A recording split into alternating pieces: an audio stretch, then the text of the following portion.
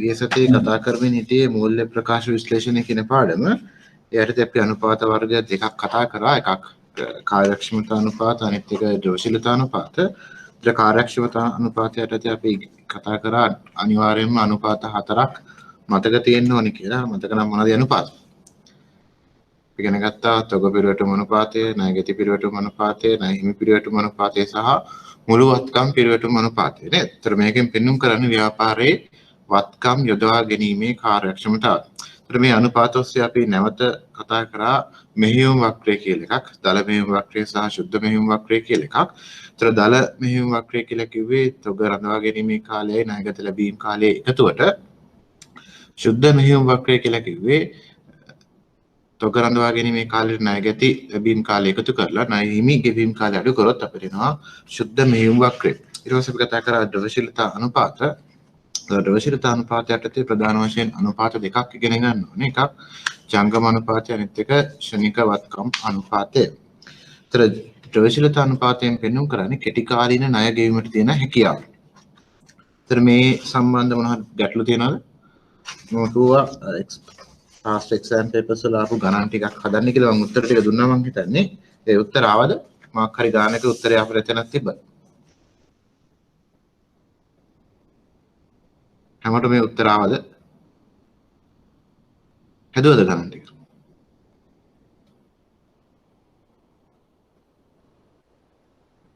හැදුවද නැද්ද? ගණන් ටික හැදුවද?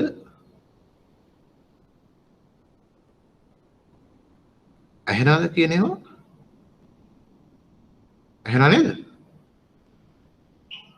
හැදුවා සර්. ඒ උත්තරම ආවද? ප්‍රශ්නයක් නැහැ නේද? ඒ කියපු උත්තර ආවන්නේ නේද? ඒ වගේ අපි කතා කරා අනුපාතයක් හැදුව පමණින් මුකුත් අදහසක් දක්වන්න බෑ. මොකද කරන්න ඕනේ? අනුපාතයක් හදලා අනිවාර්යයෙන්ම ඒක සංසන්දනය කරන්න ඕනේ. සංසන්දනය කළා තමයි අපිට අදහසක් දක්වන්න පුළුවන්. ඒතර අපි සංසන්දනය කරද්දී භාවිතා කරන්නේ අතීත දත්ත වෙන්න පුළුවන්, අනාගතයේ පුරෝකථනය කරපු දත්ත වෙන්න පුළුවන්, තරඟකාරී ආයතනයක දත්ත වෙන්න පුළුවන්.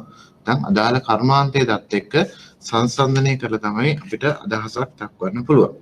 ඉතින් අපි කිව්වා අනුපාත ප්‍රධාන වශයෙන් වර්ග පහක් තියෙනවා කියලා. ඒකෙන් දෙකක් අපි කතා කරා. ඊළඟ ප්‍රධාන අනුපාත වර්ගය තමයි නුබුන්වත්කම් අනුපාත. ඒතර නුබුන්වත්කම් අනුපාත වලින් ප්‍රධාන වශයෙන් පෙන්වුම් කරන්නේ දිගු කාලීන ණය ගෙවීමට තියෙන හැකියාව. ඒතර ද්‍රවශීලතා අනුපාත වලින් පෙන්වුම් කරේ කෙටි කාලීන ණය ගෙවීමට තියෙන හැකියාව. එතෙන්දි කෙටි කාලීන ණය කිව්වේ අවුරුද්දක් ඇතුළත තියෙන ණය ගෙවීමට තියෙන හැකියාව තමයි ද්‍රවශීලතා අනුපාත වලින් පෙන්වුම් කරන්නේ.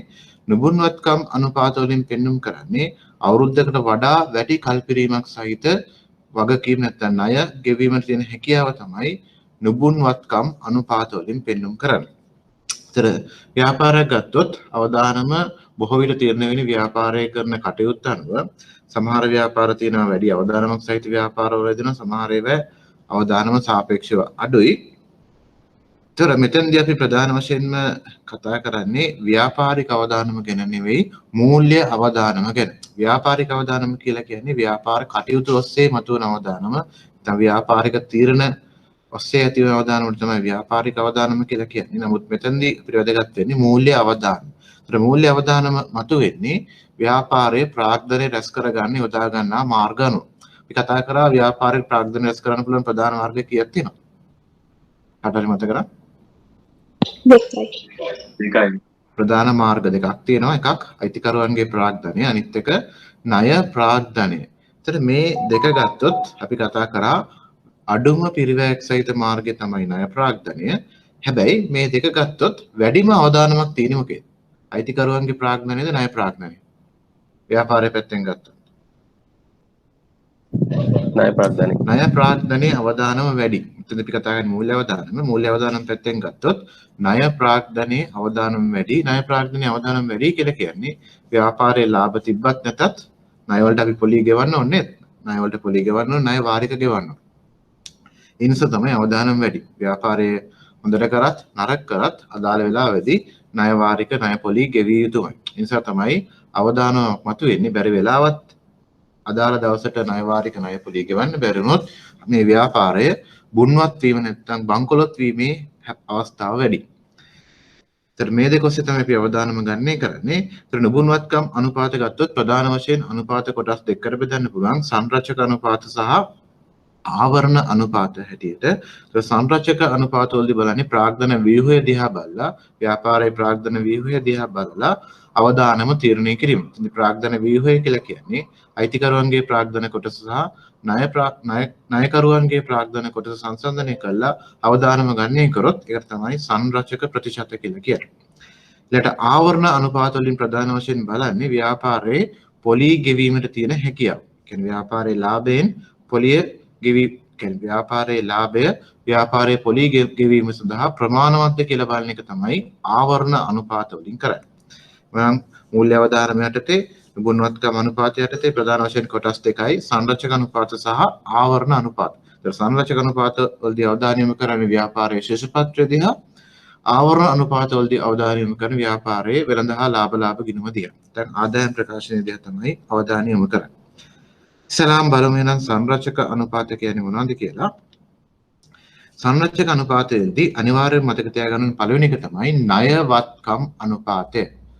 පළවෙනි එක තමයි ණයවත්කම් අනුපාතය. ණයවත්කම් අනුපාතය හොයන්නේ මුළු ණය බෙදන්න ඕනේ මුළු වත්කම් වලින්. එන මුළු වත්කම් වලින් ණය ප්‍රමාණය කොච්චරක්ද කියන එක තමයි මේකෙන් පෙන්වුම් කරන්නේ. සාමාන්‍යයෙන් මේ අනුපාතය වැඩි වෙනකොට අවදානම වැඩිද අඩුද? සාමාන්‍යයෙන් මේ අනුපාතය වැඩි වෙනකොට අවදානම වැඩිද අඩුද? මොකද කියන්නේ? වැඩි. මේ අනුපාතය වැඩි වෙනකොට අවදානම වැඩි. උදාහරණයක් විදිහට ඔකටිගේ ශේෂපත්‍රය දිහා ගත්තොත් ඔය දැන් බෝඩ් එක පේනවා කියලා මම හිතනවා. ගත්තොත් ශේෂපත්‍රයේ මේ පැත්තේ තියෙන වත්කම් ටික.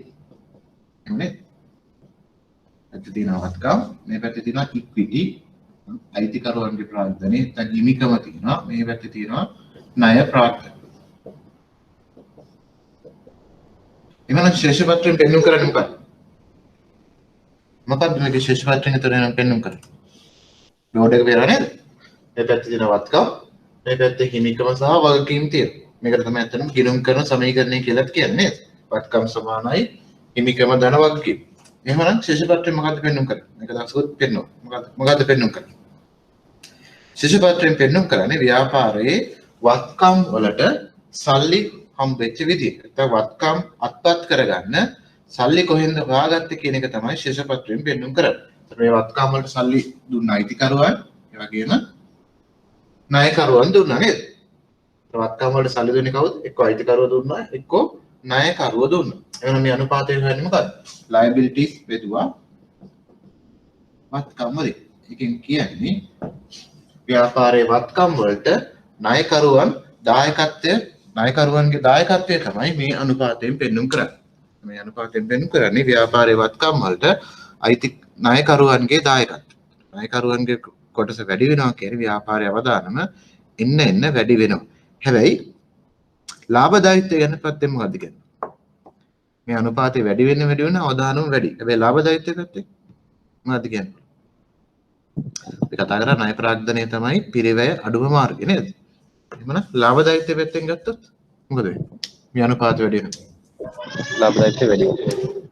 ලාභදායීත්වය පැත්තෙන් වැඩි වෙනවා. ඒ වගේම අවදානම් පැත්තෙනුත් වැඩි වෙනවා. අපි අහලා තියෙන ප්‍රසිද්ධ කියමනක් තියෙනවා higher the risk higher the return නේද?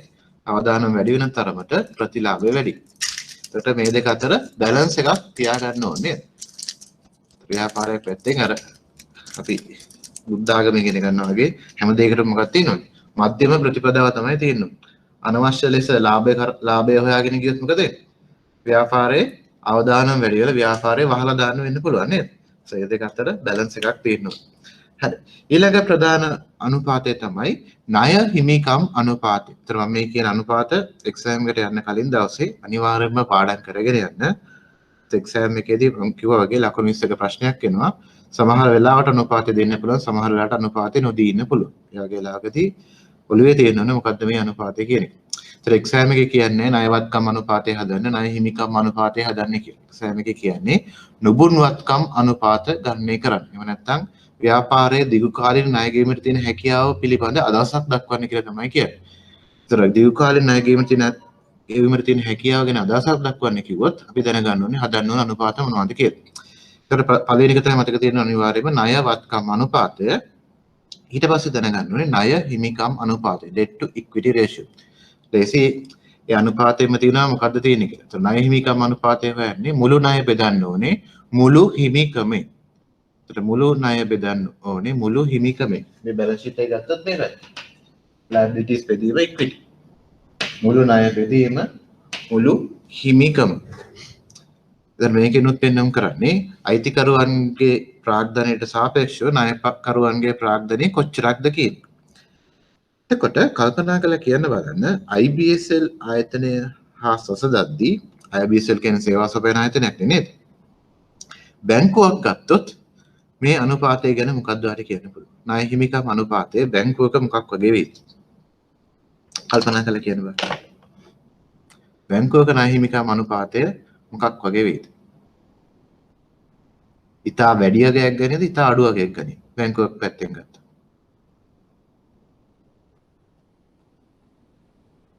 මොකක්ද කියන්න පුළුවන්? බැංකුවක් පැත්තෙන් ගත්තා. ඉතා වැඩි අගයක් ගන්නේ.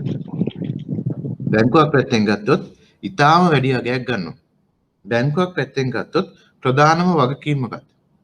දැන් IBSL වගේ ආයතනයක් ගත්තොත් ප්‍රධාන වගකීම තමයි බැංකුවකින් ගත්ත ණය.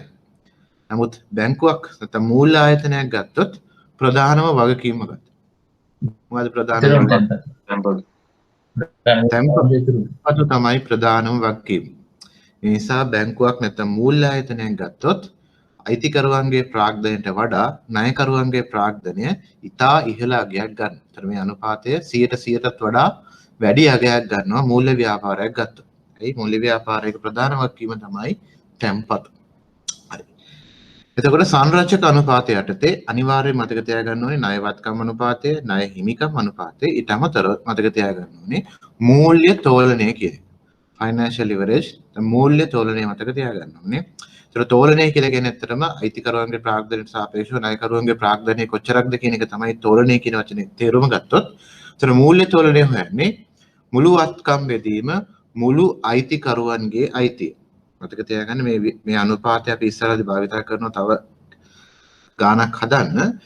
එතෙන්දී මතක් වෙන්න ඕනේ මූල්‍ය තෝලනය කියලා කියන්නේ මුළු වත්කම් බෙදීම මුළු අයිතිකරුවන්ගේ අයිතිය. දැන් මුළු වත්කම් බෙදීම හිමිකම.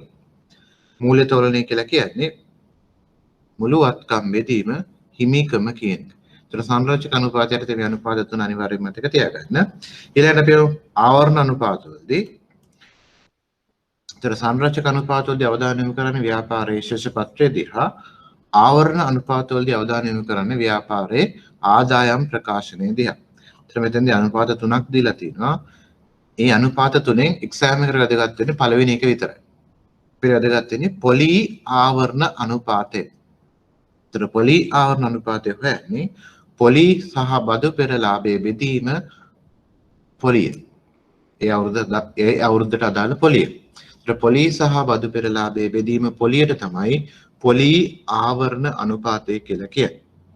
ඒතර පොලි සහ බදු පෙර ලාභයට කියන තව නමක් තමයි මෙහෙයුම් ලාභය කියන්නේ. ඒතර මෙහෙයුම් ලාභය කියලා කියන්නේ පොලි හා බදු පෙර ලාභයට. ඒතර පොලි හා බදු පෙර ලාභය හොයාගන්නේ කොහොමද? නැත්නම් මෙහෙයුම් ලාභය හොයාගන්නේ කොහොමද?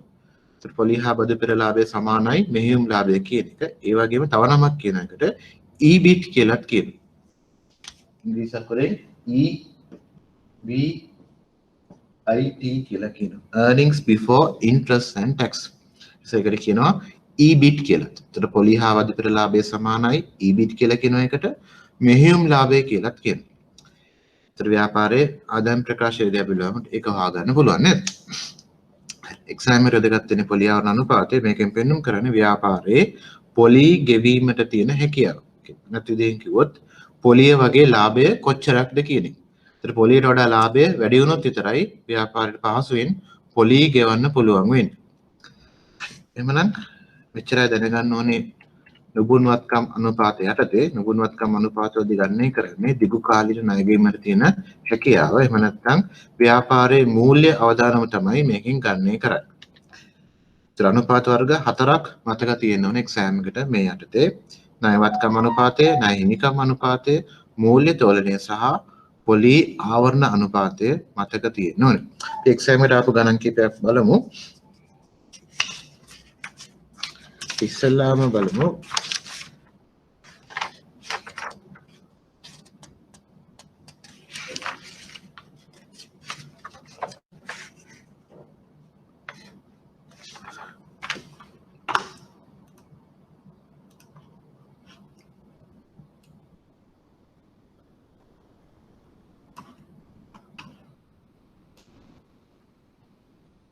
ඒකේ හෑන්ඩ් අවුට් එකේ අන්තිම පිටුවට ගියොත් 12 වෙනි පිටුවට ගියොත් 12 වෙනි පිටුවේ තියෙනවා මේ ගාන. මේ හෑන්ඩ් අවුට් එකේ මොකක්ද තියෙනව නේද? මම හිතන්නේ ඔකට දීලා ඇති තේජ් එන්ටර්ප්‍රයිස් කියලා ගානක් දීලා තියෙනවා. මේ ගාන පොඩ්ඩක් කියවන්න බලන්න. මේකේ මම හිතන්නේ පළවෙනි කොටස අපි ගෙදරදී මම හදන්න කියලා කිව්වා. මම හිතන්නේ මොවම හදලා ඇති කියලා හිතනවා. ගාන කියවලා දෙවෙනි කොටස පොඩ්ඩක් කියවන්න බලන්න. මේ ගානේ දෙවෙනි ප්‍රශ්නේ කියවන්න බලන්න. ශේෂ පත්‍රයක් දීලා තියෙනවා. ආදායම් ප්‍රකාශනයක් දීලා තියෙනවා නේ පොඩි කොටසක්. දීලා අහනවා දෙක ණය ප්‍රාග්ධන අනුපාතය සහ පොලි ආවරණ අනුපාතය ගන්නේ කොට වර්ෂ දෙක අතර මෙම සමාගමේ දිගුකාලීන නිපුණත්භාවයේ සිදු වෙනස හඳුන්වා දෙන්න කියලා කියනවා. මම හිතන්නේ මේකේ ටයිපින් මිස්ටේක් එකක් තියෙනවා. ඒක වෙන්න ඕනේ ණය හිමිකම් අනුපාතය සහ පොලි ආවරණ අනුපාතය ගන්නේ කොට වර්ෂ දෙක අතර මෙම සමාගමේ දිගුකාලීන නිපුණත්භාවයේ සිදු වෙනස හඳුන්වා දෙන්න. එහෙනම් අපි දන්නවා ණය හිමිකම් අනුපාතය කියන්නේ මොකක්ද කියලා. මොකද ණය හිමිකම් අනුපාතය කියලා කිව්වේ? කොහොමද හොයන්නේ? කොහොමද ණය හිමිකම් අනුපාතය හොයන්නේ?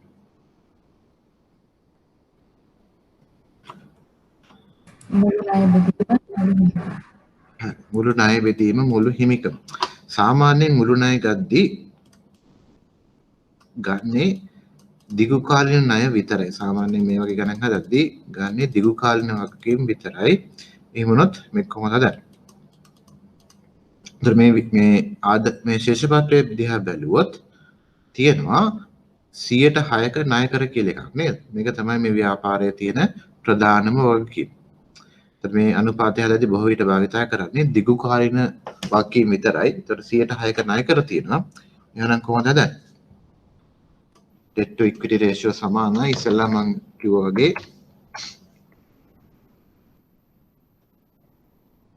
ඉස්සෙල්ලාම අනුපාතය ලියලා ඉන්නවා. ඉස්සෙල්ලා debt to equity ratio කියන්නේ මොකක්ද කියලා ලියන්න. debt to equity ratio සමානයි debt බෙදීම නැත්නම් ණය බෙදීම හිමිකම අවුරුදු දෙකට වෙන වෙනම හදන්න ඕනේ.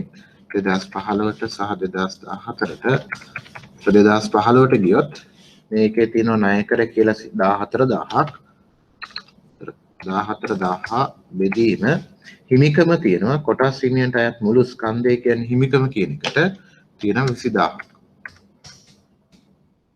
උත්තරේ තමයි 14000 බෙදීම 20000 2015 අවුරුද්ද සඳහන්. තව 0.7ක් ප්‍රතිශත දකුණක් හැටියට ගත්තොත් 70%. ඉතින් මේකේ තේරුම මොකක්ද? මේ 0.7 කියන එකේ තේරුම මොකක්ද? මොකද තේරුම? 0.7 කියන එකේ තේරුම මොකක්ද? මොකක්ද තේරුම? තේරුම තමයි අයිතිකරුවන්ගේ ප්‍රාග්ධනය වගේ 0.7 ගුණයක් තමයි දැන් 70%ක් තමයි ණයකරුවන්ගේ ප්‍රාග්ධනය. අයිතිකරුවන්ගේ ප්‍රාග්ධනය වගේ ප්‍රාග්ධනය 100 නම් එකෙන් 70ක් තමයි ණයකරුවන්ගේ ප්‍රාග්ධනය වෙන්නේ. එහෙමනම් 2014ට හදන්න බලන්න. මොකක්ද 2014ට උත්තරේ? තනියෙන් හදන්න බලන්න.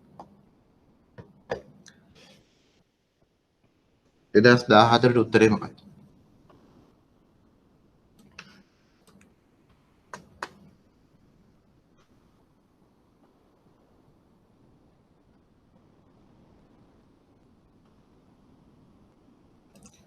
මොකද උත්තරේ? Excel sheet එක පේනව නේද මොඩෝ? පේනවා. හරි. මොකක්ද එහෙනම් උත්තරේ? ඒතර ණය ප්‍රාග්ධනය වෙනසක් නැහැ. 14000 ණය කරේ තමයි තාමත් තියෙන්නේ. අයිතිකරුවන්ගේ ප්‍රාග්ධනය තියෙන්නේ 18/10 2014 අවුරුද්ද ගත්තා. මේ ගාන හැමෝම ගාව තියෙනව නේද? හැමෝම ගාව තියෙනව නේද මේ ගාන? මම හිතන්නේ හැමෝම ගාව තියෙන්න ඕනේ. බ්‍රේකෙත් 14000 බෙදීම 18000 3.74 කියන 0.78ක් වෙච්ච අනුපාතය 0.70ක් දක්වා අඩු වෙලා තියෙනවා. එහෙමනම් මේ ව්‍යාපාරයේ දිගු කාල නිපුණත්භාවය ගැන මොකක්ද කියන්න පුළුවන් අපිට? දිගු කාල ණය ගෙවීමේ තියෙන හැකියාව වැඩි වෙලාද අඩු වෙලාද? 2014 අවුරුද්දට සාපේක්ෂව. මොකක්ද වෙලා තියෙන්නේ? වැඩි වෙලා. කියන්නේ ණයකරුවන්ගේ කොටස අඩු වෙලා නේද? අයිතිකරුවන්ගේ ප්‍රාග්ධනයට සාපේක්ෂව ණයකරුවන්ගේ කොටස අඩු වෙලා තියෙනවා. ඒ කියන්නේ දීර්ඝකාල ණය ගැනීමට තියෙන හැකියාව වර්ධනය වෙලා තියෙනවා. ඒතර උත්තරයට ඒ ටික ලියවෙන්න ඕනේ. ගාන අනුපාතය හදලා විතරක් මදි. අනුපාතය හදුවට පස්සේ කියන්න ඕනේ 2014 අවුරුද්දට සාපේක්ෂව 2015 වසරේදී ණයකරුවන්ගේ කොටස අයිතිකරුවන්ගේ ප්‍රාග්ධනයට සාපේක්ෂව අඩු වී ඇත. එම නිසා මෙම ව්‍යාපාරයේ දිගුකාලීන ණය ගැනීමට තියෙන හැකියාව වර්ධනය වී ඇත කියලා ලියන්න ඕනේ. තමයි උත්තරේ. හරි ඒක එක කොටසක් තමයි ණය ප්‍රාග්ධන අනුපාතය. ඒක ඇත්තටම වෙන්න ණය හිමිකම් අනුපාතය. එතන ටයිපින් මිස්ටේක් එකක් තියෙන්නේ. ඊළඟට එන්න ඕනේ පොලි ආවරණ අනුපාතය. මොකද්ද මේ පොලි ආවරණ අනුපාතය කියලා කිව්වේ? interest coverage ratio. මොකද්ද මේ පොලි ආවරණ අනුපාතය කියලා කිව්වේ?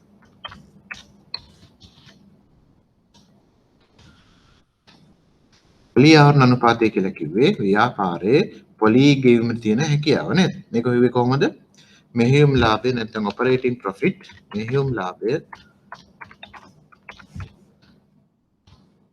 මෙහෙයුම් ලාභය කියන තව නමක් තමයි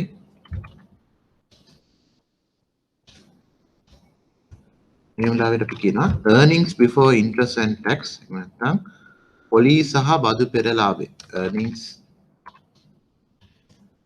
before interest පොලි සහ බදු පෙර ලාභය එහෙම නැත්නම් මේක තව කෙටියෙන් හඳුන්වනවා EBIT කියලා මේකට operating profit එක බෙදන්න ඕනේ ඒ අවුරුද්දට අදාළ පොලිය interest එකෙන් තමයි බෙදන්න ඕනේ operating profit එක නැත්නම් මෙහෙයුම් ලාභය බෙදන්න ඕනේ පොලිය. ඒතර මෙහෙයුම් ලාභෙට කියන තව නම් දෙකක් තමයි earnings before interest and tax නැත්නම් පොලි සහ බදු පෙර ලාභය. ඒකට කෙටියෙන් කියනවා EBIT කියලා. මම 2015 2014ට වෙනම හදන්න ඕනේ. ඉස්සලා අපි හදන 2015ට 2015 ගත්තොත් මෙහෙයුම් ලාභය කීයද? කියනවනේ 2015 ගත්තොත් මෙහෙයුම් ලාභය කීයද? කීයද මෙහෙයුම් ලාභය? 4000ද වෙනත් අගයක්ද? මෙහෙයුම් ලාභය කියන එක 4000ද වෙනත් අගයක්ද?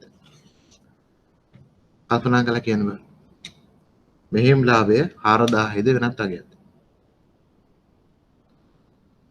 කීයද මෙහෙයුම් ලාභය? වෙනත් අගයක්. වෙනත් අගයක්. 4000ට අපි මොකක්ද එකතු කරන්නේ? මෙහෙයුම් ලාභය ගන්න. පොලිය එකතු කරනවා 870. පොලිය එකතු කළ යුතුයි නේද? එහෙමනම් පොලිය කීයද? ඊළඟ ප්‍රශ්න. ණය කර වේ අවුරුද්ද සඳහා පොලිය කීයද? පොලිය දීලා තියෙනවද? පොලිය කෙලින්ම දීලා නැහැ නේද? හැබැයි අපිට පොලිය හොයා ගන්න පුළුවන්. කොහොමද මේ පොලිය හොයාගන්නේ? දාන ශේෂපත්‍රයට ගියොත් 106 ණය කර කියලා කියන්නේ නේද? එහෙමනම් පොලිය කීයද? 14000 වැඩි කිරීම 106. එතකොට පොලිය ඇවිල්ලා 840 නේද? එහෙනම් පොලිය සහ බදු පෙර ලාභය හොයන්න 4000ට අපි එකතු කරන්න ඕනේ 840ක්. ඒන උත්තරය අපි බෙදන්න ඕනේ පොලිය. පොලිය කීයද? 840. උත්තරය ඇවිල්ලා 4000ට එකතු කරනවා 840ක් බෙදෙනවා 840. 840 අපේට තේරෙනව නේද? විශේෂ පත්‍රය දීලා තියෙනවා 106 ණය කර කියලා. ඒතර ණය කර තියෙනවා 14000ක්. ඒතර පොලිය හොයාගන්න පුළුවන් මොකද පොලිය අනුපාතය දීලා තියෙන නිසා 14000 වැඩි කිරීම 106 තමයි පොලිය වෙන්නේ. 14000 වැඩි කරොත් උත්තරේ එනවා 840ක්. එතකොට අපිට එනවා පොලිය ආවරණ අනුපාතය 2015 අවුරුද්ද සඳහා 5.76ක්. 2015 අවුරුද්ද සඳහා පොලිය ආවරණ අනුපාතය ඇවිල්ලා 5.76යි. එහෙමනම් හොයන්න බලන්න 2014 අවුරුද්ද සඳහා පොලිය ආවරණ අනුපාතය කීයද කියලා තනියෙන් හොයන්න බලන්න.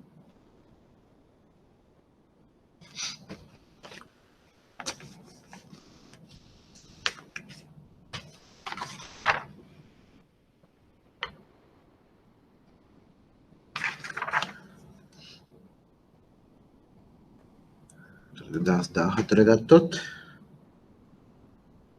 ලාභයේ තියෙන 3750ක් නේද? කීයක් වෙනවද 2014 අවුරුද්ද සඳහා? 6.4. 6.4 බලමු. 3750ට අපි එකතු කරන්නේ පොලි 840 වෙනසක් නැහැ.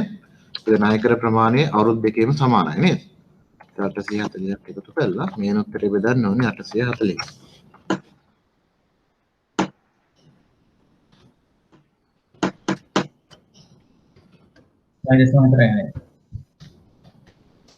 එන්නේ 5.46 නේද? එහෙම නේද? ඔව් සර්. 5.46ක් එතන. ඒතර මේ ගණන් හදද්දි මාත් එක්කම හදන්න තනියෙන් මොකද එක්සෑම් එකේදී මේ වගේ ගාණක් අනිවාර්යෙන්ම එනවා. එහෙමනම් දැන් මොකද්ද කියන්න පුළුවන්? 2014ට සාපේක්ෂව 2015 ගත්තොත් මොකද වෙලා තියෙන්නේ? පොලි ආවරණ හැකියාව වැඩි වෙලාද අඩු වෙලාද?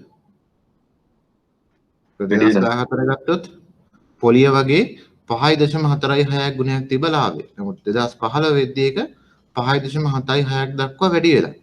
ඒ කියන්නේ මේ ව්‍යාපාරේ පොලි ආවරණ හැකියාව වර්ධනය වී ඇත නේද? ඒකට කියන්න පුළුවන් 2014 වසරට සාපේක්ෂව 2015 වසරේදී පොලි ආවරණ අනුපාතය වර්ධනය වී ඇත. ඒ කියන්නේ නැති දෙහින් ගත්තොත් 2014 සාපේක්ෂව 2015 දී මේ ව්‍යාපාරයේ පොලි ගෙවීමේ හැකියාව වර්ධනය වී ඇත.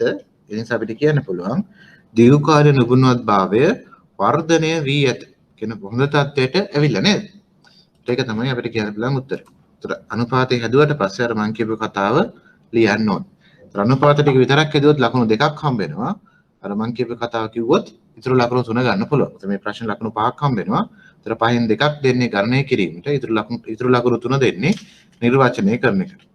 නිසා ප්‍රශ්නේ හොඳට කියවලා ගාන හදලා විතරක් නවත්තන්න එපා. අර මම කියපු ටික කියන්න ඕනේ. ඒක තමයි සම්පූර්ණ ලකුණු ගන්න පුළුවන් වෙන්නේ. අපි ඊළඟට ගියොත්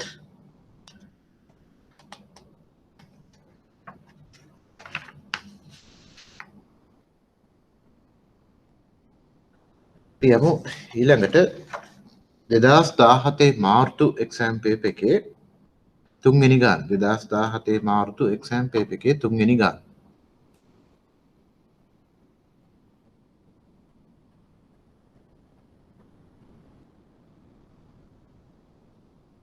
මේ ගාන 2017 මාර්තු තුන්වෙනි ගාන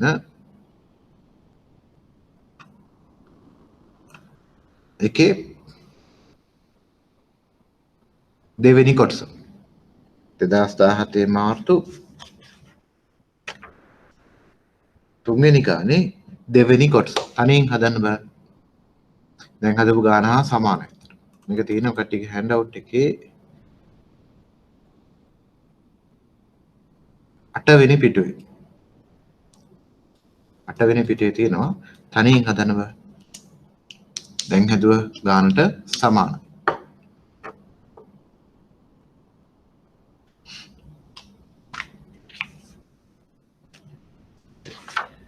විනාඩි 3ක් දෙන්නම්. මොකද මේ ගානට දෙන්න විනාඩි 3ක් වගේ ගාන කාලයකින් හදන්න ඕනේ. විනාඩි 3ක් දෙන්නම්. ටක් ගාලා හදන්න බෑ.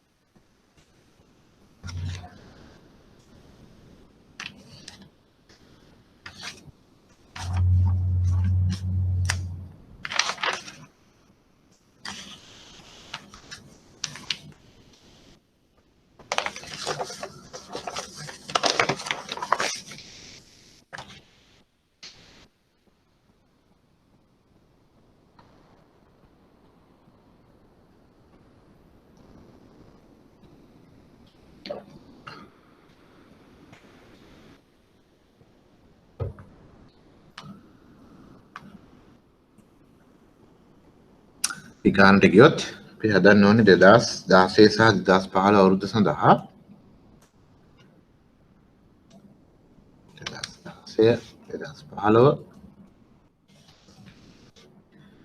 2016 ගත්තොත්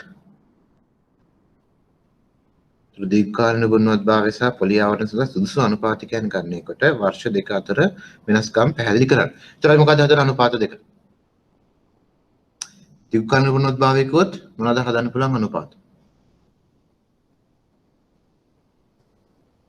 දීර්ඝකාලීන ගුණවත්භාවය කිව්වොත් හදන්න පුළුවන් අනුපාත මොනවද? අපි කතා කරමු. මොනවද? දීර්ඝකාලීන ගුණවත්භාවය කියලා කිව්වොත් අපිට ප්‍රධාන වශයෙන් හදන්න පුළුවන් අනුපාත වර්ග දෙකක් තිබ්බා නේද? එකක් අය මතක් කරොත් එකක් අපිට ණය වත්කම් අනුපාතය හදන්න පුළුවන්, ණය හිමිකම් අනුපාතය හදන්න පුළුවන්, මූල්‍ය තෝරණය හදන්න පුළුවන්. ඒතර මේ අනුපාත තුනෙන් ඕනම එකක් හදන්න පුළුවන්.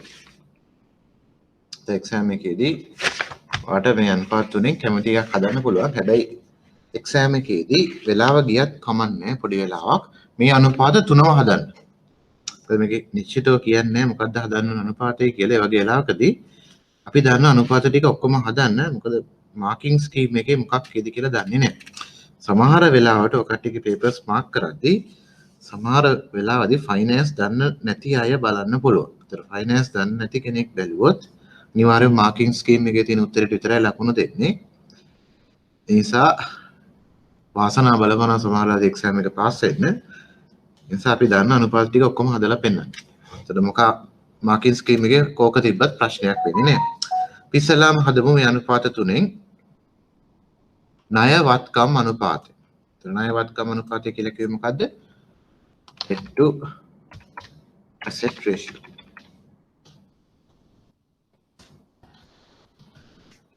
asset ratio මේ ණය බෙදීම වත්කම්.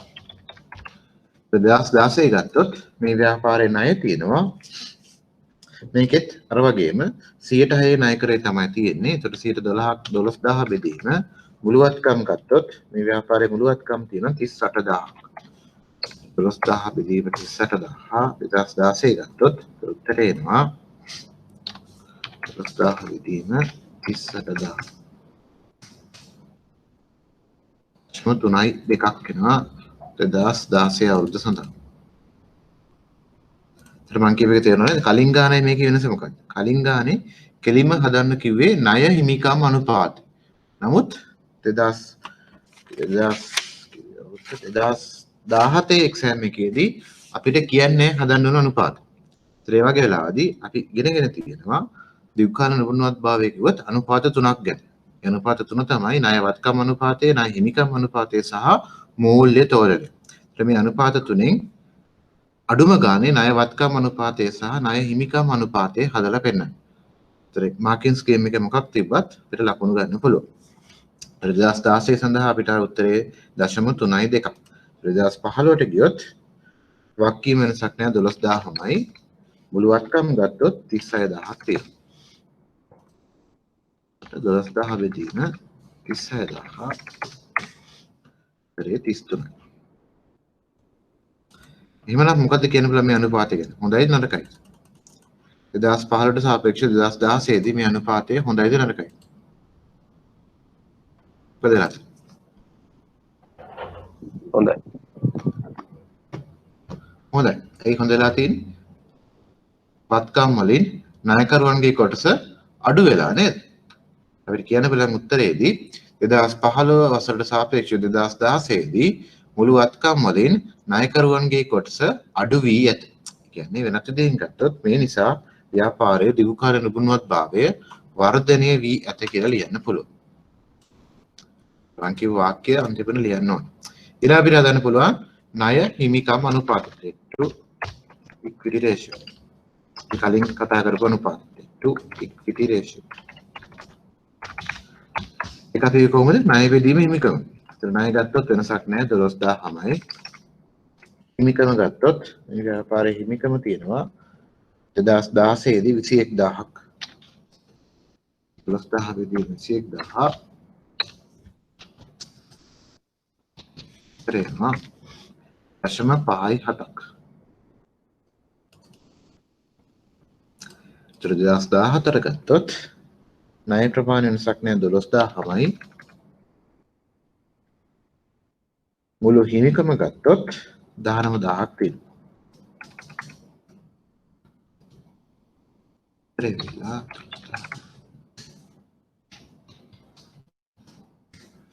0.63.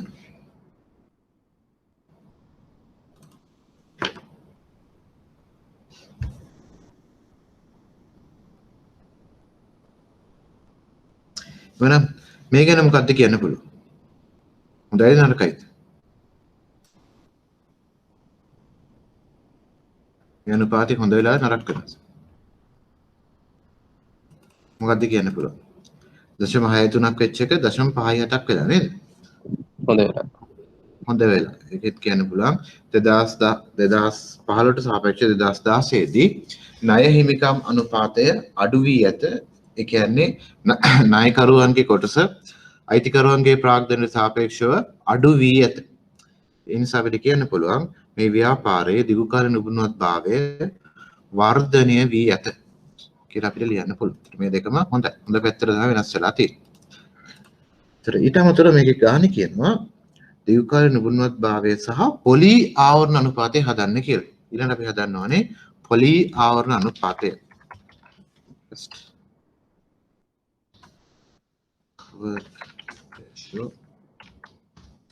ඉන්ට්‍රස්ට් කවර් රේෂියෝ හන්නේ පොලි ආවරණ අනුපාතය හොයන්නේ මෙහෙයුම් ලාභය බෙදන්න ඕනේ පොලියෙන්. ඒතර මේකේ පොලිය දීලා තියෙනවද? පොලිය දීලා තියෙනවද?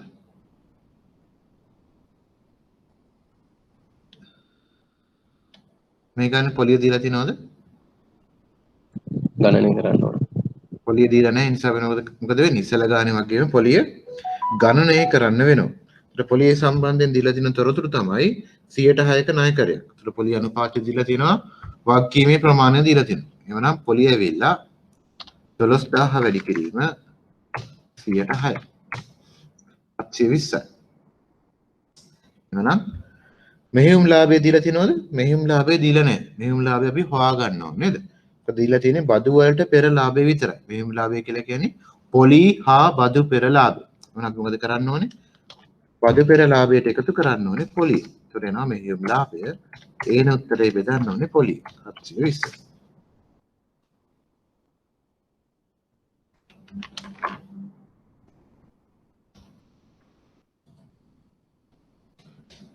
පොලි ආවරණ අනුපාතය 2016 ගත්තොත් 6.56ක් වෙනවා.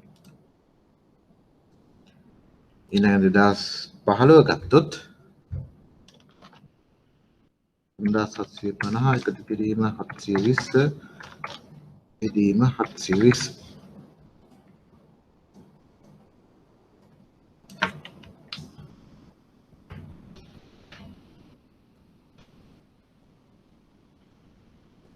අය 0.2 බිඳුව.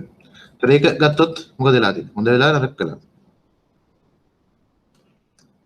මේ අනුපාතය හොඳයි නරකයි. ඒකත් හොඳ වෙලා. පොලි ආවරණයක වර්ධනය වෙලා නේද? 6.21ක් තිබ්බ එක 6.56ක් වෙලා. එන අපිට කියන්න පුළුවන් දිගුකාලීන උපුල්වත්භාවය වර්ධනය වී ඇත කියලා. 2015ට සාපේක්ෂව 2016 දී දිගුකාලීන උපුල්වත්භාවය වර්ධනය වී ඇත කියලා ලියන්න පුළුවන්. ඊළඟට මේ ගැන ප්‍රශ්නයක් ඇවිල්ලා තියෙන්නේ 2017 සැප්තැම්බර් එක්සෑම් පේපර් එකේ 4 වෙනි ගාන.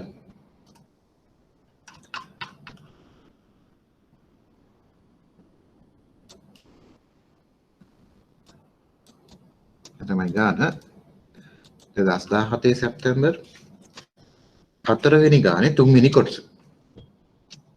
වර්ෂ දෙක සඳහා ණයට ස්කන්ධ අනුපාතය ගන්න එක ප්‍රවණතාවය සැකෙමින් පැහැදිලි කරන්න.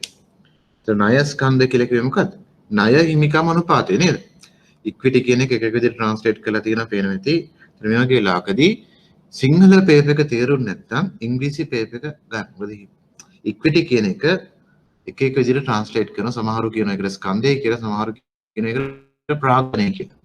අතරම වැරදි ප්‍රාග්ධනය කියන්න බෑ. ඉක්විටි කියන එකට නිවැරදිම උත්තරය වෙනුනේ හිමිකම කියන එක. නමුත් ට්‍රාන්ස්ලේට් කරන අය සමහර වෙලාවට ෆයිනෑන්ස් දන්නේ නැති අය තමයි ට්‍රාන්ස්ලේට් කරන්නේ. ඒ වෙලාවට එක එක වචන භාවිතා කරන්න පුළුවන්.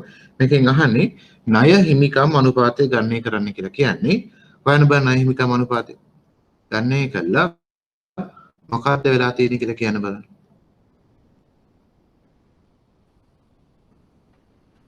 ණය හිමිකම් අනුපාතය හොයන්න බෑ.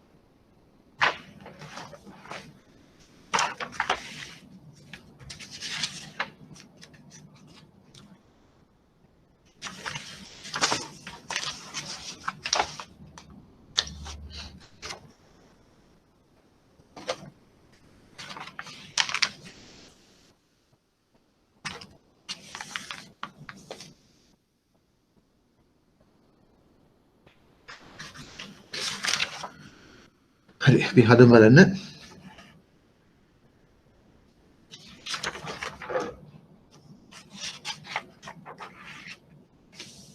ණය හිමිකම් අනුපාතය හදන්න තියෙන්නේ කොකෝ ෂෙල් ප්‍රොඩක්ට්ස් කියන සභාගමේ ගාන 2017 සැප්තැම්බර් 4 වෙනි ප්‍රශ්නේ 3 වෙනි කොටස.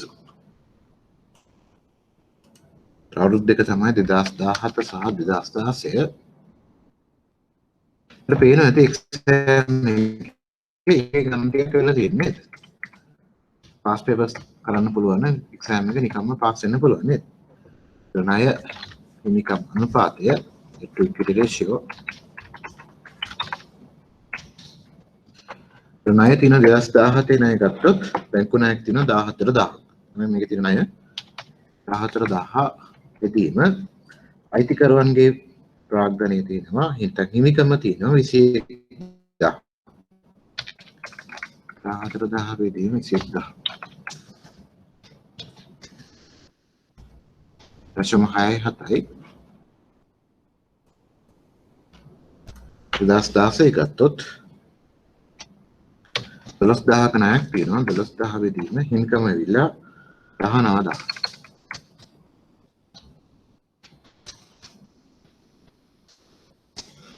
ඒ 0.63.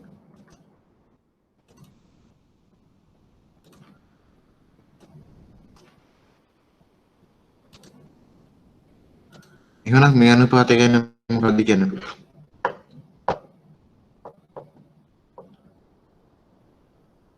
හොඳයිද නරකයිද? නරකයි. 2016 දී 0.6. හොඳයිද නරකයිද? හොඳ වෙලාද නරක වෙලාද?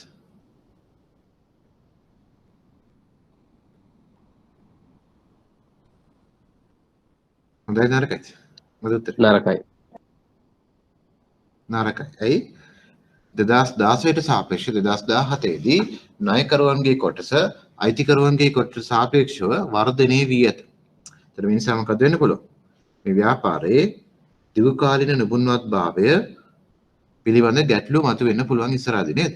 ඇයි ඒ ණයකරුවන්ගේ කොටස වැඩි වෙනවා කියන්නේ ලාභ තිබ්බත් නැතත් අනිවාර්යයෙන්ම පොලි ගෙවිය යුතු නිසා. නමුත් ව්‍යාපාරයේ ලාභදායීත්වය ගැන මොකද කියන්නේ? මේ වගේ ව්‍යාපාර 2016ට සාපේක්ෂව 2017 දී ලාභදායීත්වය ගැන මොකද කියන්නේ? හොඳ වෙලා නරක වෙලා ඇති. ලාභයේ පැත්තෙන් ගත්තොත් හොඳ වෙලා. ලාභදායීත්වයේ පැත්තෙන් ගත්තොත් හොඳයි. අපි දන්නවා high the risk high the return නේද? ඉතින් අවදානමක් ගත්තොත් වැඩි ලාභයක් උපයන්න පුළුවන්.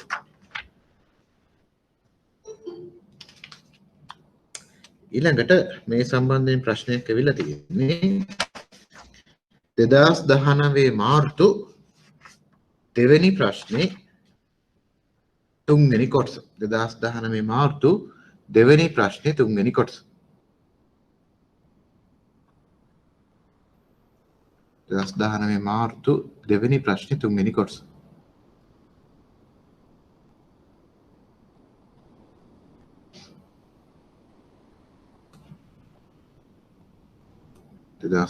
මාර්තු 2 වෙනි ප්‍රශ්නේ 3 වෙනි කොටස. වසර දෙක සඳහා සීමා සහිත VTLහි තෝලන අනුපාතයන් දෙකක් ගන්නේ කොට ඒ පිළිබඳ ඔබේ ඇගයීම් සඳහන් කරමු. මෙතන තෝලනය කියලා කියන්නේ ඇත්තටම දිගු කාලීන නිපුණත්වභාවය කියන්නේ. මතක තියාගන්න තෝලනය කියලා කියන්නේ දිගු කාලීන නිපුණත්වභාවය කියන එකටම තමයි. එහෙමනම් අපිට හදන්න පුළුවන් අනුපාත මොනවද? මොනවද අපිට හදන්න පුළුවන් අනුපාත? දිගු කාලීන නිපුණත්වභාවය කිව්වොත් හදන්න පුළුවන් අනුපාත මොනවද? අපි ඉගෙන ගත්තේ වේ. අපිට ප්‍රධාන වශයෙන් අනුපාත වර්ග 4ක් හදන්න පුළුවන් නේද? මොනවද හදන්න පුළුවන් අනුපාත වර්ග 4? ණය වත්කම් අනුපාතය, ණය හිමිකම් අනුපාතය, තෝලන අනුපාතය, ඊට අමතරව හදන්න පුළුවන් පොලි ආවරණ අනුපාතයත් හදන්න පුළුවන්. මේ හතරෙන් ඕනෑම දෙකක් මෙතෙන්දී හදන්න පුළුවන්. මොනවද හදන්න පුළුවන් අනුපාත? මුළු ණය වත්කම් අනුපාතය, ණය හිමිකම් අනුපාතය, මූල්‍ය තෝලනය, ඒ වගේම පොලි ආවරණ අනුපාතය හදන්න පුළුවන්. මේකට උත්තර හැටියට මම උත්තරයට කියන්නම්. ගෙදරදී තනියෙන් හදන්න. උත්තරය තමයි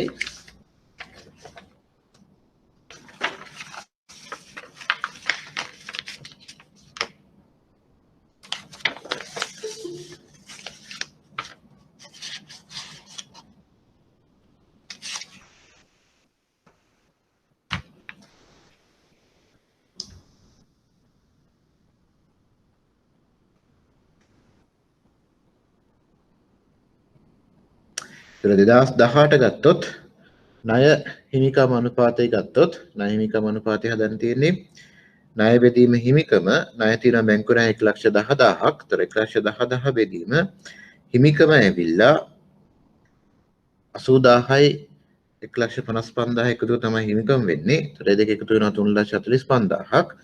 ඒතර 2018 දී 1,10,000 බෙදීම 3,45,000 උත්තරය එනවා 0.32ක්. ඒතර 2017 දී එක 0.52ක් වෙලා තියෙනවා. 2017 දී 0.52යි 2018 දී 0.32යි. ඒ වගේම පොලි ආවරණ අනුපාතය ගත්තොත් 2017 දී 3.4යි 2018 දී 7.6යි.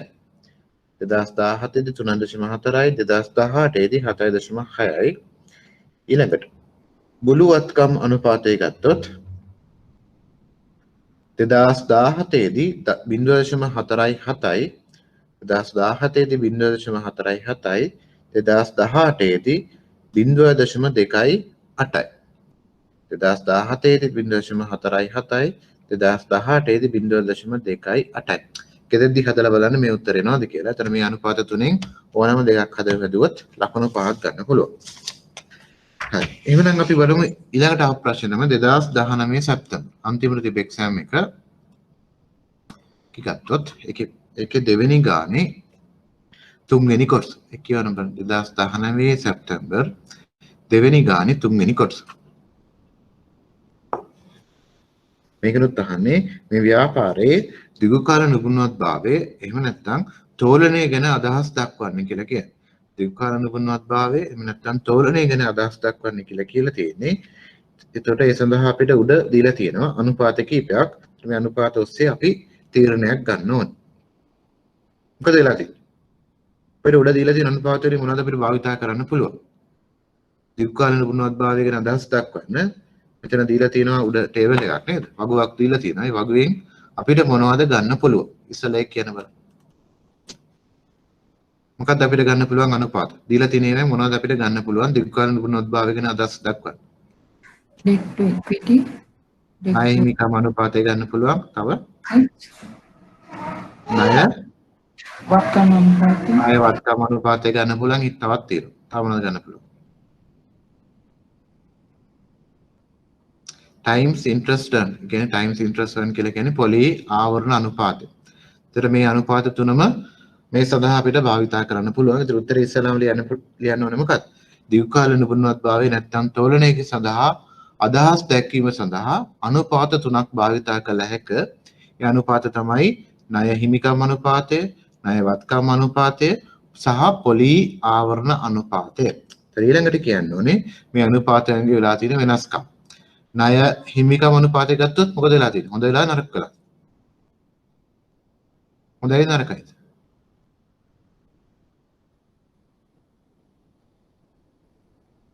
මොකද වෙලා තියෙන්නේ? එන්න අඩු වෙලා තියෙනව නේද? හොඳයි නරකයිද? වෙන්න පුළුවන් අනුපාතය හැදුවට පස්සේ පසුගිය දත් එක්ක සංසන්දනය කරන්න පුළුවන්. එහෙම නැත්නම් කර්මාන්තයේ දත් එක්ක සංසන්දනය කරන්න පුළුවන් නේද? එතන මේක ගත්තොත් පසුගිය අවුරුදු දෙකක දත්ත තියෙනවා. ඒ වගේම කර්මාන්තයේ දත්ත දීලා තියෙනවා නේද? එහෙමනම් මේ ගැන මොකක්ද කියන්න පුළුවන්? ණය හිමිකම් අනුපාතය ගත්තොත් හොඳ වෙලාද නරක වෙලාද? මොකද වෙලා තියෙන්නේ? මොකද වෙලා තියෙන්නේ? හොඳ වෙලා. ණය හිමිකම් අනුපාතය ගත්තොත් හොඳ වෙලා නේද? එහෙනම් මොකද කියන්න පුළුවන්? ණය හිමිකම් අනුපාතය පසුගිය අවුරුදු වලට සාපේක්ෂව අඩු වී ඇත. ඒ වගේම මේ ව්‍යාපාරයට අයත් කර්මාන්තයේ ණය හිමිකම් අනුපාතයට සාපේක්ෂවත් අඩු වී ඇත. එහෙනම් කියන්න වෙන්නේ පසුගිය අවුරුදු වලට සාපේක්ෂව මේ ව්‍යාපාරයේ දීර්ඝකාල නිපුණත්භාවය වර්ධනය වී ඇත කියලා තමයි කියන්න පුළුවන්. ඊළඟ ණය වත්කම් අනුපාතය ගත්තොත් ඒකත් මොකද වෙලා තියෙන්නේ? එන්න අඩු වෙලා නේද? දැන් ණයකරුවන්ගේ කොටස එන්න අඩු වෙලා තියෙනවා මේ ව්‍යාපාරේ. 0.46ක් තිබ්බේ 0.3ක් වෙලා ඒ වගේම කර්මාන්තයට සාපේක්ෂවත් අඩු වෙලා තියෙනවා. අපිට කියන්න පුළුවන් ණය වත්කම් අනුපාතය පසුගිය අවුරුදු වලට සාපේක්ෂව අඩු වී ඇත. ඒ වගේම කර්මාන්තයේ ණය වත්කම් අනුපාතයට සාපේක්ෂවත් මේ අනුපාතය අඩු වී ඇත. ඒ නිසා මේ ව්‍යාපාරයේ දීර්ඝකාලීන නිපුණත්භාවය වර්ධනය වී ඇත කියලා ලියන්න පුළුවන්. නමුත් පොලී ආවරණ අනුපාතය දිහා පැත්තට ගියොත් මොකද වෙලා තියෙන්නේ? 2017 සාපේක්ෂව ශීඝ්‍ර ලෙස පහළ ගොස් ඇත නේද? පොලී ආවරණ අනුපාතය ඊටාම පහළ අගයක් ගන්නවා. ඒ වගේම කර්මාන්තයට සාපේක්ෂවත් ඊටාම අඩු අගයක් ඇවිල්ලා තියෙනවා නේද? අපිට මොකද්ද කියන්න වෙන්නේ? මේ ව්‍යාපාරයේ පොලී ආවරණය සම්බන්ධයෙන් ගත්තොත් හැබැයි සතුටුදායක තත්ත්වයක් නැහැ නේද? පොලී ආවරණ හැකියාව ක්‍රමක්‍රමයෙන් අඩු වෙලා තියෙනවා. ඒ වගේම කර්මාන්තයට සාපේක්ෂවත් පොලී ආවරණ අනුපාතය ඊටාම අඩු අගයක් ගන්නවා. ඒ නිසා පොලී ආවරණ අනුපාතය පැත්තෙන් ගත්තොත් දීර්ඝකාල නිපුණත්භාවය හොඳ නැහැ නේද? හොඳ නැති වී ඇත කියලා තමයි ලියන්න වෙන්නේ. ඒත් පැහැදිලි නේද උත්තරේ? ඒතර මේ වගේ උත්තරයක් තමයි මේකදී බලාපොරොත්තු වෙන්නේ. ඒතර මේ වගේ ගානකදී අනුපාත දීලා තියෙනවා. අනුපාත නිර්වචනය කිරීම තමයි අවශ්‍ය වෙන්නේ. ඒතර මේ නැති එක්සෑම් එක අමාරුද? අමාරු නෑ නේද? ලේසියෙම ලකුණු 5ක් ගන්න පුළුවන් ප්‍රශ්න. හරි. ඒතර මේ තමයි අපි කතා කරේ දීර්ඝකාලීන නිපුණත් අනුපාත. අපි එහෙනම් යමු ඊළඟ අනුපාත වර්ගයට. මොනවාරි ප්‍රශ්න තියෙනවද? දීර්ඝකාලීන නිපුණත් අනුපාත සම්බන්ධයෙන් මොනවාරි ප්‍රශ්න තියෙනවද? මෙතන හැමෝටම තේරුණා කියලා හිතනවා. ඒගොල්ලෝ අපි එක්සෑම් එකේ අප සෑම ගානක්ම හැදුවා. ඒ නිසා 2020 මම හිතන්නේ ඔක්තෝබර් නොවැම්බර් විතර එක්සෑම් එක තියෙන්නේ නේද? 2020 ඔක්තෝබර් හෝ නොවැම්බර් එක්සෑම් එක ලියන්න පුළුවන් කියලා හිතනවා හැමෝටම. නේද? මොනවාරි ප්‍රශ්න තියෙනවද? මොනවාරි ප්‍රශ්න තියෙනවද? ප්‍රශ්න නැත්තම් අපි යමු ලාභදායීත්ව අනුපාත වලට. ඒතර ලාභදායීත්ව අනුපාත වලින් පෙන්වුම් කරන්නේ ව්‍යාපාරයේ ලාභය කොහොමද කියලා. පසුගිය අවුරුදු වලට සාපේක්ෂව ලාභදායීත්වය වර්ධනය වෙලා තියෙනවද? නැත්නම් අඩු වෙලා තියෙනවද? එහම අඩු වෙලා තියෙනවා නම් හේතුව මොනවද කියලා තමයි මේ ලාභදායීත්ව අනුපාත වලින් අපි හොයන්නේ. ඒතර ලාභදායීත්ව අනුපාත ගත්තොත් ප්‍රධාන වශයෙන් අනුපාත කීපයක් තියෙනවා මතක තියාගන්න. ප්‍රධාන වශයෙන් අනුපාත 5ක් මතක තියාගන්න ඕනේ ලාභදායීත්ව අනුපාත පැත්තෙන් ගත්තොත්. ඒතර පළවෙනි අනුපාතය තමයි දල ලාභ අනුපාතය. අපි හැමෝම දන්න දල ලාභ අනුපාතය. දල ලාභ අනුපාතය හොයන්නේ කොහොමද? දල ලාභය බෙදීම විකුණු. ඊට පස්සේ අපි දැනගන්න ඕනේ මෙහෙයුම් ලාභ අනුපාතය. මෙහෙයුම් ලාභයෙන් තමයි අපි කියන්නේ පොලී සහ බදු පෙර ලාභය. එහෙම නැත්නම් EBIT කියලාත් කියනවා. මේකටම කියනවා EBIT අනුපාතය කියලාත් කියන සමහර වෙලාවදී එක්සෑම් එකේ ඇවිල්ලා තියෙනවා. ඒතර EBIT අනුපාතය කියලා කියන්නේ මෙහෙයුම් ලාභ අනුපාතයටම තමයි. මෙහෙයුම් ලාභ අනුපාතය හොයන්නේ මෙහෙයුම් ලාභයේ බෙදීම විකුණු. මෙහෙයුම් ලාභයේ බෙදීම විකුණු වලට තමයි මෙහෙයුම් ලාභ අනුපාතය කියලා කියන්නේ. ඊළඟට අපි දැනගන්න අනුපාතය තමයි ශුද්ධ ලාභ අනුපාතය. ඒකත් අපි හැමෝම දන්න අනුපාතයක්. ශුද්ධ ලාභ අනුපාතය හොයන්නේ ශුද්ධ ලාභයේ බෙදීම විකුණු. ඊළඟට තව අනුපාත දෙකක් මතක තියාගන්න ඕනේ. ඊළඟ අනුපාත දෙක තමයි වත්කම් මත ප්‍රතිලාභය. ඊළඟ මතක තියාගන්න අනුපාතය තමයි වත්කම් මත ප්‍රතිලාභය නැත්නම් return on assets. වත්කම් මත ප්‍රතිලාභය හොයන්නේ ශුද්ධ ලාභය බෙදන්න ඕනේ සාමාන්‍ය මුළු වත්කම් වලින්. කොහොමද අපි සාමාන්‍ය මුළු වත්කම් හොයන්නේ? කාට හරි මතක නම්? කොහොමද අපි සාමාන්‍ය මුළු වත්කම් හොයන්නේ? ආරම්භක වත්කම් දන අවසාන සාමාන්‍ය මුළු වත්කම් හොයන්නේ ආරම්භක වත්කම් වලට අවසාන වත්කම් එකතු කරලා දෙකෙන් බෙදන්න ඕනේ. අපි ඔකෙම ඉගෙන ගත්තා. ආරම්භක වත්කම් දීලා නැත්නම් අවසාන වත්කම් සාමාන්‍ය වත්කම් හැටියට ගන්න පුළුවන් කියලාත් අපි ඉගෙන ගත්තා නේද? හරි. ඒතර වත්කම් මත ප්‍රතිලාභය හොයන්නේ ශුද්ධ ලාභය බෙදන්න ඕනේ සාමාන්‍ය මුළු වත්කම් වලින්. ඊළඟට අපි දැනගන්න ඕන අනුපාතය තමයි හිමිකම මත ප්‍රතිලාභය. return on equity කියලා කියන ඉංග්‍රීසියෙන් ROE කියලා කෙටියෙන් හඳුන්වනවා. හිමිකම මත ප්‍රතිලාභය හොයන්නේ ශුද්ධ ලාභය බෙදන්න ඕනේ සාමාන්‍ය හිමිකම. ඒතර හිමිකම මත ප්‍රතිලාභයෙන් පෙන්වුම් කරන්නේ ව්‍යාපාරයේ අයිතිකරුවන්ගේ ප්‍රාග්ධනයේ ලාභය කොච්චරක් තියෙනවද කියන එක තමයි හිමිකම මත ප්‍රතිලාභයෙන් පෙන්වුම් කරන්නේ. ඒතර වත්කම් මත ප්‍රතිලාභයෙන් පෙන්වුම් කරන්නේ ව්‍යාපාරයේ වත්කම් වලින් කොච්චර ලාභයක් උපයලා තියෙනවද කියන එක තමයි වත්කම් මත ප්‍රතිලාභයෙන් පෙන්වුම් කරන්නේ. එහෙමනම් ලාභදායීත්ව අනුපාතය යටතේ අපි අනිවාර්යෙන් පහක් මතක තියාගන්න ඕනේ. මේ පහ තමයි දල ලාභ අනුපාතය, මෙහෙයුම් ලාභ අනුපාතය, ශුද්ධ ලාභ අනුපාතය, වත්කම් මත ප්‍රතිලාභය සහ හිමිකම් මත ප්‍රතිලාභය. එතන මේ අනුපාත පහ එක්සෑම් එකට යද්දී මතක තියෙන්න ඕනේ. එහෙනම් මේකෙත් අපි එක්සෑම් එකට අපි ගණන් හදමු.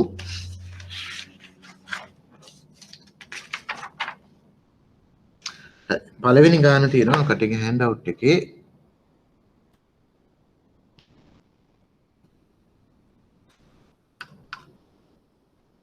අන්තිම පිටුට ගියොත් අන්තිම පිටුවේ තියෙනවා ප්‍රාග්ධනයේ මත ප්‍රතිලාභ අනුපාතය සහ EBIT අනුපාතය ගන්නකොට වර්ෂ දෙක අතර එම සමාගමේ ලාභදායීත්වයේ සිදු වෙනස හඳුන්වා දෙන්න. මොකද්ද මේ EBIT කියලා කිව්වේ? මම කලින් කිව්වා. EBIT සමානයි මොකටද? EBIT කියලා කියන්නේ මොකටද? මෙහෙම ලාභ අනුපාතය. ඔව් මෙහෙයුම් ලාභය එහෙම නැත්නම් EBIT කියන මෙහෙයුම් ලාභය එහෙම නැත්නම් පොලි සහ බදු පෙර ලාභයට තමයි EBIT කියලා කියන්නේ. එහෙනම් අපි හදමු බලන්න ප්‍රාග්ධනයේ මත ප්‍රතිලාභය සහ EBIT අනුපාතය. කටික හෑන්ඩ් අවුට් එක අන්තිම පිටුවේ තමයි මේ ගාන තියෙන්නේ.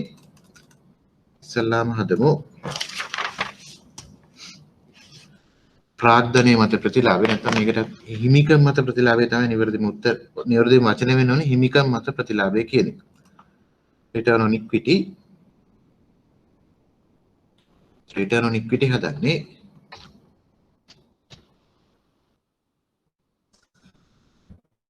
පිටත ශුද්ධ ලාභය බෙදන්න ඕනේ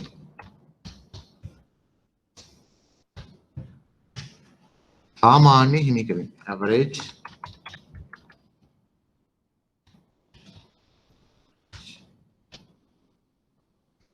එක්සෑම් එකේදී සාමාන්‍ය හිමිකම ගන්න පුළුවන් මේ ගානට අනුව 2015 අවුරුද්දට විතරයි. 2014 අවුරුද්ද සඳහා සාමාන්‍ය හිමිකම ගන්න බෑ. මොකද 2014 ආරම්භකයන් දිලා නැති නිසා. එක්සෑම් එකේදී හැබැයි සාමාන්‍ය හිමිකම ගන්න නැතුව අවසාන හිමිකම අරගෙන ගාන හැදුවත් ප්‍රශ්නයක් නෑ. සම්පූර්ණ ලකුණු ප්‍රමාණය හම්බෙනවා. මේකෙත් පහසුව සඳහා සාමාන්‍ය හිමිකම හොයන්න නැතුව අවසාන හිමිකම අරගෙන ගාන හදමු.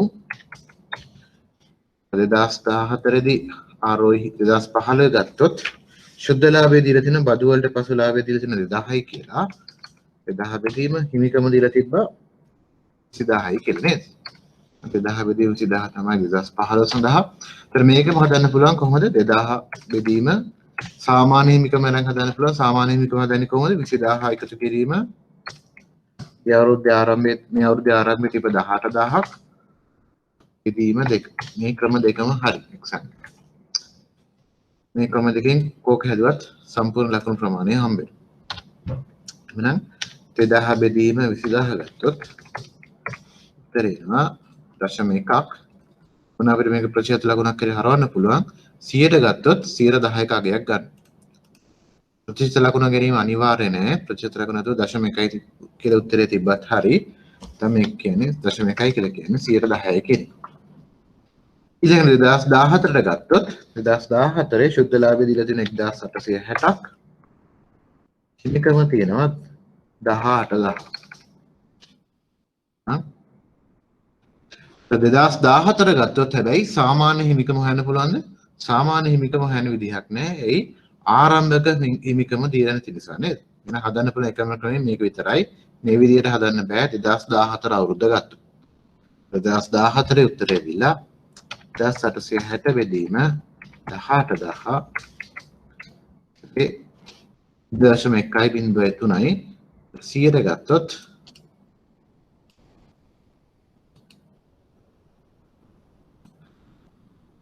10ට 10.3යි 2014. එහෙනම් මම මොකක්ද කියන්න පුළුවන්? හිමිකම් මත ප්‍රතිලාභය පැත්තෙන් ගත්තොත් මෙයන් ව්‍යාපාරේ ලාභදායීත්වයට මොකද වෙලා තියෙන්නේ? ලාභදායීත්වය අඩු වෙලාද වැඩි වෙලාද? මොකද වෙලා තියෙන්නේ? ලාභදායීත්වය පැත්තෙන් ගත්තොත් හොඳ තත්ත්වයක්ද තියෙන්නේ නරක තත්ත්වයක්ද තියෙන්නේ?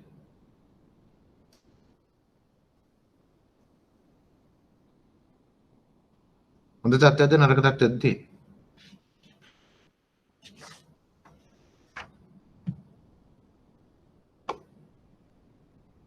හැදුවද හැමෝම හැදුව නේද ගන්න? તો ලාභදායීත්වය පැත්තෙන් ගත්තොත් හොඳයි නරකයි?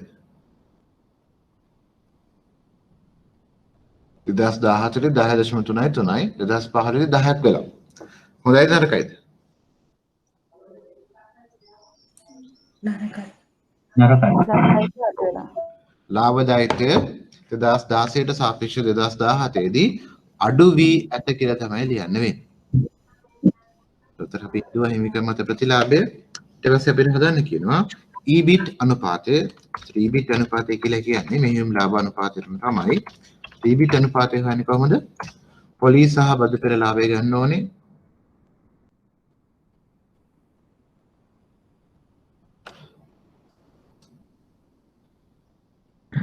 සර් දැන් ඒකේ කලින් ගානේ පොඩි ප්‍රශ්නයක් තියෙනවා. අර මේ සාමාන්‍ය ලාභයේ සැලකුවොත් එහෙම 10.52ක් එනවා. ඒ වගේ ලාවට මොකක්ද? සාමාන්‍ය හිමිකම ගත්තොත් ඔව්. ඒ ආපු විදිහට උත්තරේ ගන්න කවන්න. වාට ආපු උත්තරේ 10.52 આવොත් හොඳයි කියලා ඉවර ප්‍රශ්න නැහැ. එතකොට හරි. Yes, thank you. ඒක ප්‍රශ්න. රිපීට් අනුපාතය ගත්තොත් operating profit එක බෙදන්න ඕනේ. operating profit කියන්නේ earnings before interest tax නැත්නම් EBIT එක බෙදන්න ඕනේ විකුණුම් වලින්. නේ? මෙහිම ලාභය බෙදන්න ඕනේ විකුණුම් වලින්. ඒතර 2015 ගත්තොත් මෙහිම ලාභය දීලා තිනවා. මෙහිම ලාභය දීලා නැහැ නේද? අපි හැබැයි මෙහිම ලාභය හොයාගත්තා. මෙහිම ලාභය කීයක් ආවද? අපි කලින් ගානේ හෙව්වා. කලින් අපි මේ ගාන හදුවන්නේ. කලින් ප්‍රශ්නේදී අපි මෙහිම ලාභය හොයාගත්තා. මෙහිම ලාභය කීයද? මෙහිම ලාභය දීලා තිබ්බේ නැහැ නේද? මතකද මෙතන අපි මෙහිම ලාභය හොයාගත්තා. මෙහිම ලාභය කීයද? 4000 අපි එකතු කරන්න ඕනේ 840ක් නේද? එහෙම නේද? AP 840ක් එකතු කරන්න. AP 4840ක් එකතු කරන්න. අපේ ගාන දීලා තියෙන්නේ බදු වලට පෙර ලාභය විතරයි නේද? ඒත් මෙහිම ලාභය හොයන්න බදු වලට පෙර ලාභයට අපි එකතු කරන්න ඕනේ පොලිය නේද? එහෙම නේද? ඒත් 4000ට අපි එකතු කරන්න ඕනේ 840ක් එතකොට වෙනවා මෙහිම ලාභ.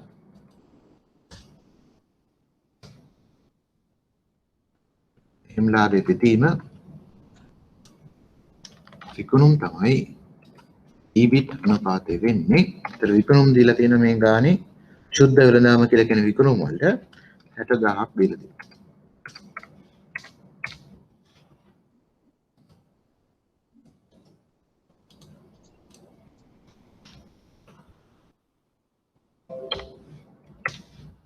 උත්තරේ නෑ EBIT අනුපාතයේ 0.08 ප්‍රතිශත ලකුණක් හැටියට ගත්තොත්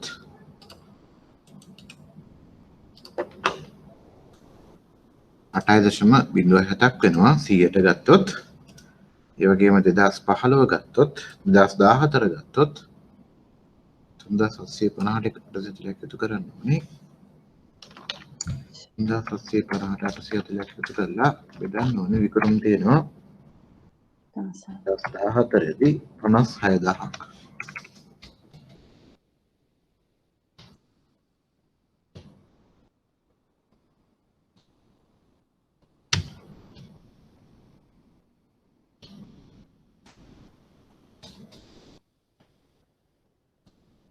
ලකුණක් හැටියට ගත්තොත්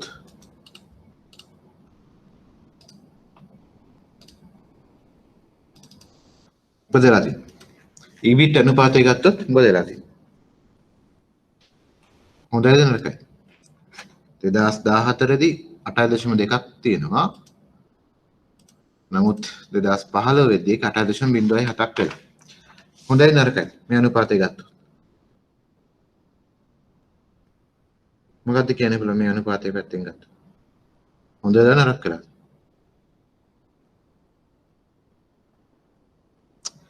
හොඳයි නරකයි?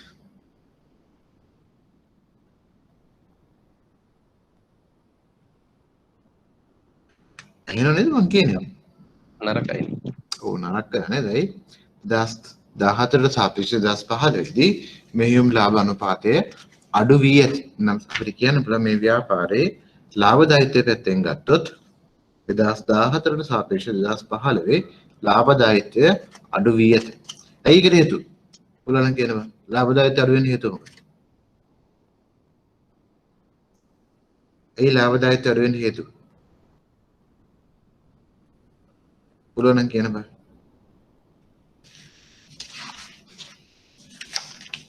මේ ව්‍යාපාරයේ ලාභදායීත්වය අඩු වෙන බලපාපු හේතුව මොකක්ද?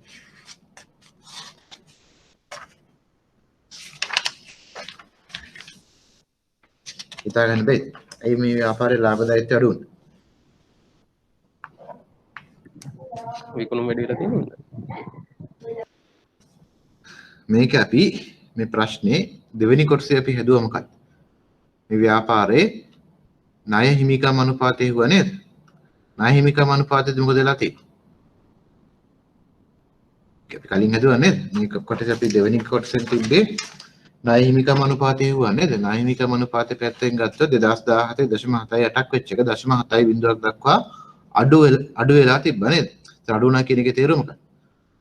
අයිතිකරුවන්ගේ ප්‍රාග්ධනයට සාපේක්ෂව ණයකරුවන්ගේ ප්‍රාග්ධනය අඩු වෙලා නේද? අපි කිව්වා එතෙන්දී අවදානම් අඩුයි කියලා නේද? එතකොට අපි දන්නවා අවදානම් අඩු නම් ලාභදායීත්වයත් මොකද වෙන්න ඕනේ? අඩු වෙන්න ඕනේ වැඩි වෙන්න ඕනේ. අඩු වෙනවා. Higher the risk higher the return, lower the risk lower the return නේද? දැන් අවදානම් අඩු වෙනවා. ලාභදායීත්වය අඩු වෙනවා නේද? එහෙනම් නේද? අනුපාත වලින් ඒක අපිට ඔප්පු වුණා නේද? ණයකරුවන්ගේ කොටස අඩු වුණා. අනිත් පැත්තෙන් ගත්තොත් ව්‍යාපාරයේ ලාභදායීත්වයත් ඒ නිසාම අඩු වුණා නේද? ඒතර මේ ව්‍යාපාරය ගත්තොත් අවදානම අඩු වෙලා හැබැයි ලාභදායීත්වයත් අඩු වෙලා. ඒක තමයි මම කිව්වේ මේ දෙක අතර තුලනාත්මක තත්ත්වයක් නැත්නම් මධ්‍යම තත්ත්වයක් තියාගත යුතුයි. එකක් වැඩි වෙද්දී අනිත් අවදානම් වැඩි වෙද්දී ලාභදායීත්වයත් වැඩි වෙනවා. ලාභදායීත්වය වැඩි වුණාට අවදානමත් වැඩි වීගෙන තමයි ලාභදායීත්වය වැඩි වෙන්නේ. මේ දෙක අතර තුලනයක් පවත්වා ගත යුතුයි. ඊළඟ ප්‍රශ්නේ ඇවිල්ලා තියෙන්නේ 2017 මාර්තු 3 වෙනි ප්‍රශ්නේ 3 වෙනි කොටස. 2017 මාර්තු 3 වෙනි ප්‍රශ්නේ 3 වෙනි කොටස. 2017 මාර්තු ගියොත් 3 වෙනි ප්‍රශ්නේ 3 වෙනි කොටස. මේක තමයි ගාන 3 වෙනි ප්‍රශ්නේ 3 වෙනි කොටස. කොටස් හිමියන් සඳහා සහ ව්‍යාපාර වත්කම් යෙදවීම සම්බන්ධ ලාභදායීත්ව අනුපාතිකයන් ගණනය කරන්න. මොකක්ද මේ අනුපාත දෙක?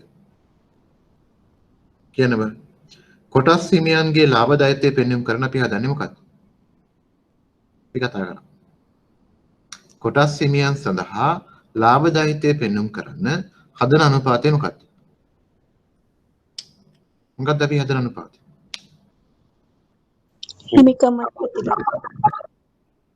හිමිකම මත ප්‍රතිලාභය නේද? return on equity හිමිකම මත ප්‍රතිලාභය තමයි හදන්න ඕනේ කොටස් හිමියන් සඳහා කිව්වොත්. ව්‍යාපාරයේ වත්කම් යෙදීම සම්බන්ධයෙන් කිව්වොත් මොකද හදන්නේ? වත්කම් යෙදීම සම්බන්ධයෙන් වත්කම් මත ප්‍රතිලාභය නැත්නම් return on asset කියන එක තමයි එතනදී හදන්න ඕනේ. කොටස් හිමියන් සඳහා කිව්වොත් අපි හදන්න ඕනේ හිමිකම් මත ප්‍රතිලාභය වත්කම් යෙදීම සම්බන්ධයෙන් කියලා කිව්වොත් අපි හදන්න ඕනේ return on asset එහෙම නැත්නම් වත්කම් මත ප්‍රතිලාභ අනුපාතය. වෙන එක හදමු බලන්න. දැන් අපි හිමිකම් මත ප්‍රතිලාභය කලින් ගානෙත් හදුවා නේද? ඒ නිසා තනියෙන් හදන්න බලන්න. හිමිකම් මත ප්‍රතිලාභය 2015 සඳහා 2016ට වෙන වෙනම හිමිකම් මත ප්‍රතිලාභය හොයන්න බලන්න. හිමිකම් මත ප්‍රතිලාභය කියන්නේ මොකටද? ශුද්ධ ලාභය බෙදීම සාමාන්‍ය හිමිකම. මෙතනදිත් සාමාන්‍ය හිමිකම ගන්න නැතුව අවසාන හිමිකම සාමාන්‍ය හිමිකම හැටියට අරගෙන ගාන හදන්න. ඒකට හේතුව තමයි 2016 අවුරුද්ද සඳහා විතරයි අපිට සාමාන්‍ය හිමිකම හොයාගන්න පුළුවන් නේද? මොකද 2015ට අපිට ඒක හොයාගන්න බෑ. හැබැයි 2016 අවුරුද්ද සඳහා සාමාන්‍ය හිමිකම අරගෙන ගාන හැදුවත් සම්පූර්ණ ලකුණු ප්‍රමාණයම හම්බෙනවා. ඒ තමයි වඩාත් නිවැරදි ක්‍රමය අතර. සාමාන්‍ය හිමිකම ගන්න එක තමයි වඩාත් නිවැරදි ක්‍රමය. නමුත් අපේ පහසුව සඳහා අවසාන හිමිකම සාමාන්‍ය හිමිකම කියලා අරගෙන මේ ගාන හදමු.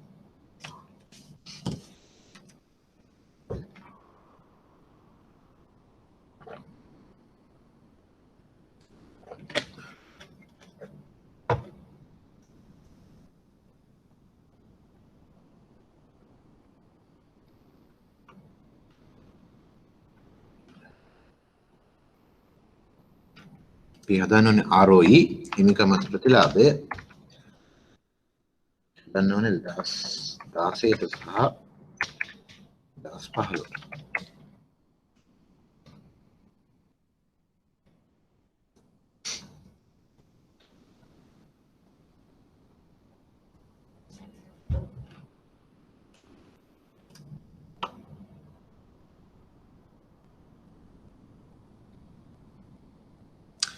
මොනවාරි ප්‍රශ්න තියෙනවද මේ ටික වෙලා කතා කරපු දේවල් වලින්?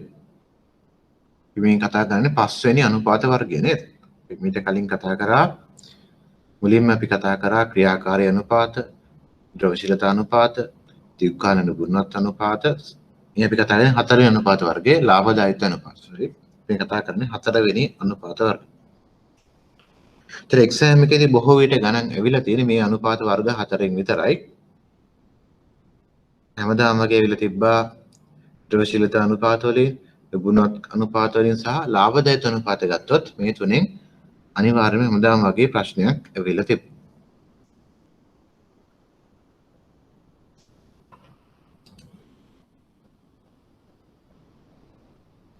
ඒතර මොනවා හරි ප්‍රශ්නයක් තියෙනවා මේ chat එකේ වුණත් type කරලා කියන්න. තේරුණ තැනක් තියෙනවා ඒත් කියන්න අපි ආපහු කතා කරමු. එක්සෑම් එකේ ලකුණු 20ක ප්‍රශ්නයක්. එක්සෑම් හැමෝටම පුළුවන් වෙන්නත් උනේ හැමෝටම ලේසියෙන් ලකුණු 20ක් ගන්න පුළුවන් ප්‍රශ්නයක්.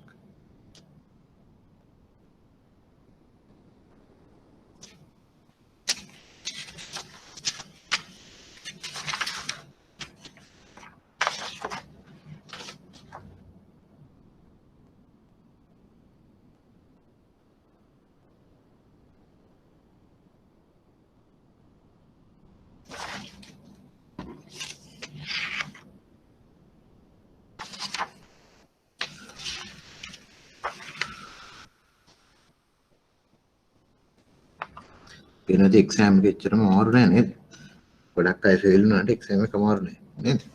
හරි බලමු 2016 සඳහා හිමිකම් මත ප්‍රතිලාභය හොයන්නේ ශුද්ධ ලාභය විදීම හිමිකම ශුද්ධ ලාභය දීලා තියෙනවා බදු වලට පසු ලාභය 2000යි 2000 බෙදීම හිමිකම ඇවිල්ලා 21000ක් තියෙනවා නේද? බෙදීම 21000 දශම බිඳුවයි 9ක්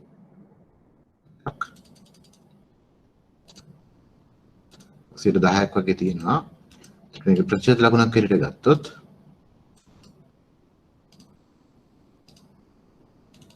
9.52ක් වෙන 2016 දී 2015 ගත්තොත් ශුද්ධ ලාභය තියෙනවා 1860ක්. බෙදෙනවා හිමිකම තියෙනවා 19,000.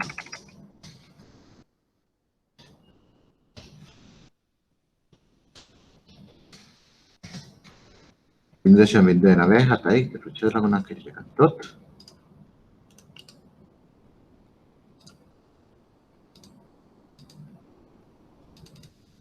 9.79. ඒතර මොකද වෙලා තියෙන්නේ 2005ට සාපේක්ෂව 2016 දී හිමිකම් මත ප්‍රතිලාභය මොකද වෙලා තියෙන්නේ? අඩු වෙලා නේද? ඒතර මේක හොඳයි නරකයිද? අයිතිකරුවන්ගේ පැත්තෙන් ගත්තොත් හොඳයිද නරකයිද? නරකයි. නරකයි නේද? මේකෙන් ඇත්තටම මොකද්ද මේ කියන්නේ? මේකෙන් කියන්නේ අයිතිකරුවන්ගේ ප්‍රාග්ධනයට ප්‍රතිලාභ වශයෙන් හම්බෙන්නේ 2016 දී ගත්තොත් 9.52ක් කියන එක නේද? 9.52ක් තමයි අයිතිකරුවන්ගේ ප්‍රාග්ධනයට තියෙන ප්‍රතිලාභ. ඒතර අයිතිකරුවෙක් හැටියට එයා මොකද්ද ගන්න තීරණය? එයාට මේ ව්‍යාපාරය ආයෝජනය කරොත් කීයක් හම්බ වෙනවද? 9.52ක් හම්බ වෙනවා. නමුත් අපි තුමු මේ වෙලාවේ ස්ථිර තැන්පතු වල 12ක් ගෙවනවා කියලා. එහෙමනම් මේ ව්‍යාපාරය කරගෙන යන එකේ තේරුමක් තියෙනවද? ස්ථිර තැන්පතු වල 12ක් හම්බ වෙනවා. නමුත් මේ ව්‍යාපාරය ගත්තොත් අයිතිකරුවන්ගේ ප්‍රාග්ධන ප්‍රතිලාභය හම්බෙන්නේ 9.52යි. ඒතර ඒ වගේ වෙලාවකදී මේ ව්‍යාපාරය තවදුරටත් ක්‍රියාත්මක කරන එක යාට වාසිදායකද අවාසිදායකද? වාසිදායකද අවාසිදායකද? අවාසිදායක. අවාසි නේද? යාට මේ ව්‍යාපාරයේ වහලා දාලා ඒ සල්ලි ටික ෆික්ස් ඩිපොසිට් එක දැම්මොත් අවදානමත් අඩුයි 12ක් වා ගන්න පුළුවන් නේද? හැමතිස්සෙම ව්‍යාපාරිකයෝ කොටස් වල ආයෝජනය කරන්න කලින් ROE හදලා බලනවා. ඔකට උනත් කොටස් වෙළඳපොලේ ආයෝජනය කරන්න කලින් අදාළ සමාගමේ ROE හොයලා ඒතර ඒක වල සංසන්දනය කරන්න පුළුවන් වාගේ ස්ථිර තැන්පතු පොලි අනුපාතات එක්ක නේද? ඒතර සාමාන්‍යයෙන් ආයෝජනය කරන්නේ ස්ථිර තැන්පතු පොලි අනුපාත වලට වඩා වැඩි ප්‍රතිලාභයක් අදාළ ව්‍යාපාරයෙන් හම්බ වෙනවා නම් විතරයි නේද? නිසා ෂෙයා මාකට් එක ආයෝජනය කරද්දී මේ ROE කියන එක ඉතා වැදගත් අනුපාතයක් වෙනවා. ඊළඟ අනුපාතය තමයි වත්කම් යෙදීම සම්බන්ධයෙන් ගත්තොත් අපි හදන්න ඕනේ return on assets. return on asset හොයන්නේ කොහොමද? ඒකදී return on asset හොයන්න පුළුවන් ක්‍රම දෙකක් තියෙනවා. සමහරව මේක හදනවා operating profit එක මෙහෙයුම් ලාභයේ බෙදීම operating profit මෙහෙයුම් ලාභයේ බෙදීම average asset කියලා හදනවා. සමහරව net profit බෙදීම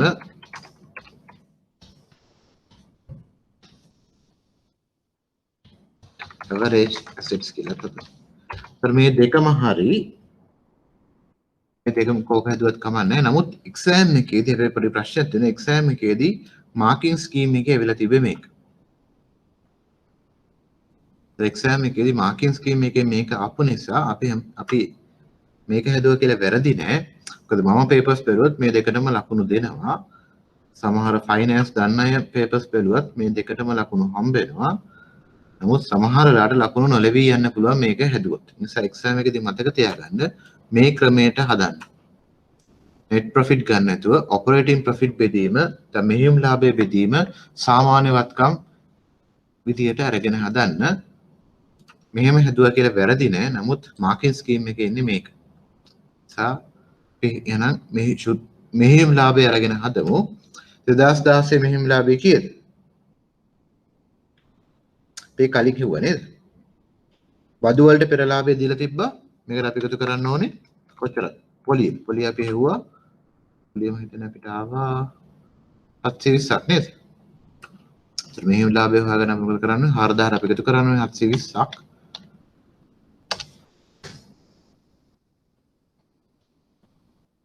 මේ ව්‍යාපාරේ වත්කම් තියෙනවා. සාමාන්‍ය වත්කම් ගන්න නැතුව අවසාන වත්කම් වලින් හදමු. වත්කම් තියෙනවා මුළු වත්කම් තියෙනවා 38000.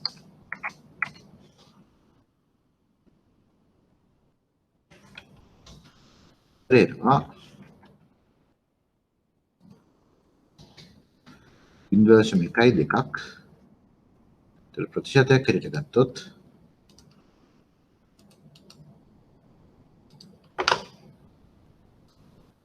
12.42ක් වෙනවා. ඒතර 2015 ගත්තොත් ඒත් මෙහෙයුම් ලාභය ඉස්සෙල්ලා හොයාගන්න ඕනේ. ඒතර මෙහෙයුම් ලාභය හොයාගන්න අපි කරන්න ඕනේ 3750ට එකතු කරන්න ඕනේ පොලියේ තිබ්බ 720ක්. ඒ උත්තරේ බෙදන්න ඕනේ මුළු වත්කම් වලින්. මුළු වත්කම් තියෙනවා 36000ක්.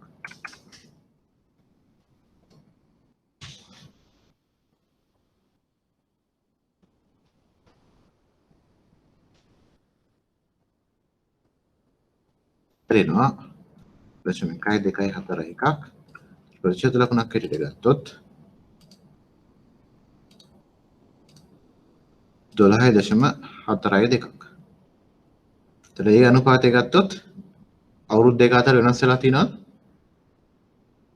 වෙනස් වෙලා නැහැ නේද? එහෙම නේද? මේ උත්තරේ මාවද? මේ උත්තර දෙකම ආවද? ඔව් සර්.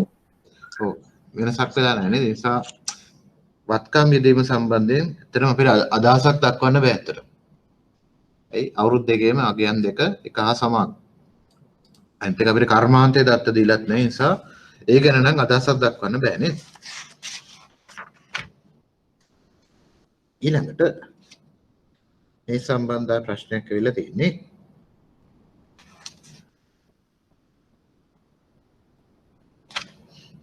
දෙදස් 17 සැප්තැම්බර් 4 වෙනි ප්‍රශ්නේ පළවෙනි කොටස.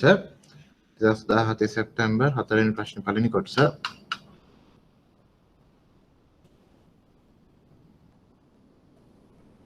සීමා සහිත කොකෝ ෂෙල් ප්‍රොඩක්ට්ස් කියන ගාන 2017 සැප්තැම්බර්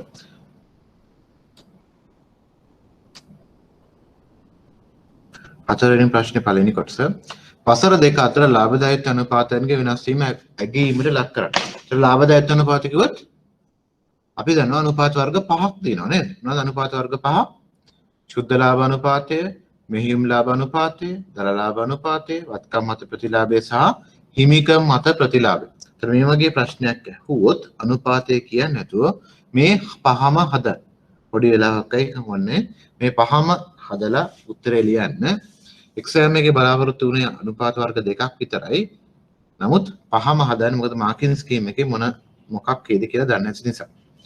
ලාභදායීත්ව අනුපාත කියලා කිව්වොත් මේ පහම හදන්න අනුපාත වර්ග පහ තමයි දල ලාභ අනුපාතය, මෙහෙයුම් ලාභ අනුපාතය, ශුද්ධ ලාභ අනුපාතය, වත්කම් මත ප්‍රතිලාභය සහ හිමිකම් මත ප්‍රතිලාභය. මේ අනුපාත වර්ග පහම හදන්න මම උත්තර ටික කියන්නම්. ගෙදරදී තනියෙන් හදන්න.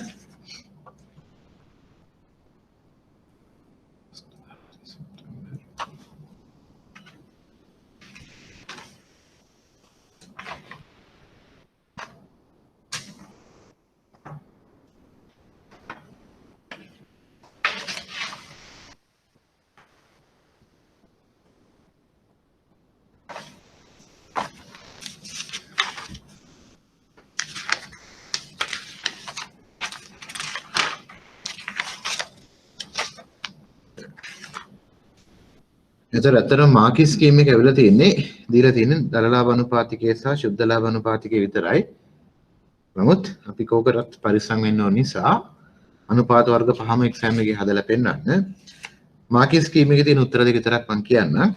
ඒතර දල ලාභ අනුපාතය ගත්තොත් 2017 දී 12.54යි ගෙදදී හදන්න. දල ලාභ විදීම ශුද්ධ ලාභය දල ලාභ අනුපාතිකය කියලා කියන්නේ දල ලාභ විදීම විකුණුම් වැඩි කිරීම 100. ඒතර 2017 දී දල ලාභ අනුපාතය විල 12.54යි 100ට. 2016 දී ඒක 118ක් වෙලා තිබ්බා. 2016 දී 118යි 2017 දී 112.54යි.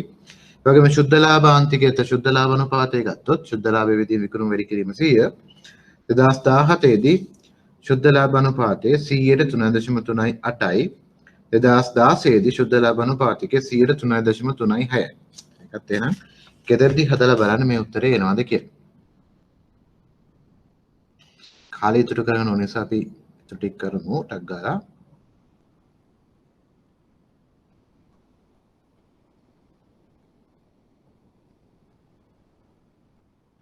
ඊළඟට ආය ලාභදායීත්ව සම්බන්ධයෙන් ප්‍රශ්නයක් කියලා තිබේ 2018 සැප්තැම්බර් 2018 සැප්තැම්බර් ගත්තොත් තුන්වෙනි ප්‍රශ්නේ දෙවෙනි කොටසේ කොටසක් තියෙනවා. දී ඇති මූල්‍ය තොරතුරු ආශ්‍රයෙන් කාර්යක්ෂමතා අනුපාත 3ක් සහ ලාභදායීත්ව අනුපාතක 2ක්. ඒතර ලාභදායීත්ව අනුපාත 2ක් කිව්වොත් අපි දන්නවා පහක්. ඒ පහම හදලා පෙන්නන්න. ඒකේ උත්තර තමයි 8 සැප්තැම්බර්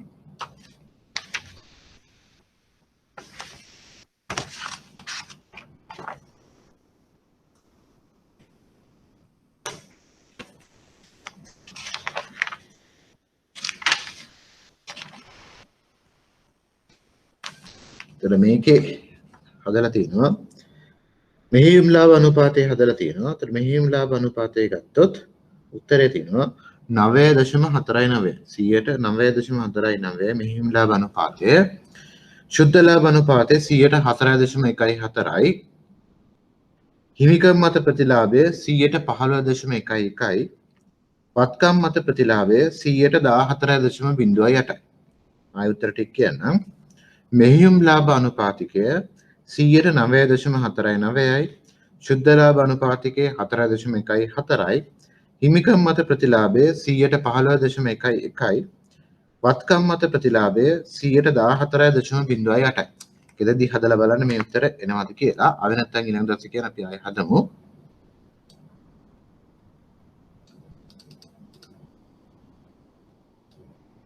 ආයෙ ප්‍රශ්නයක් වෙලා තියෙන්නේ 2019 මාර්තු වෙනත එක්සෑම් එකම වගේ ප්‍රශ්න ටිකක් හැමදාම අහන්නේ. 2019 මාර්තු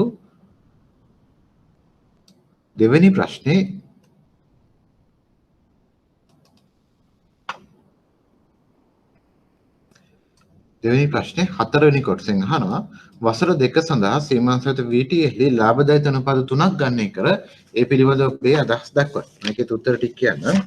එතෙන්දී තනින් හදන්න.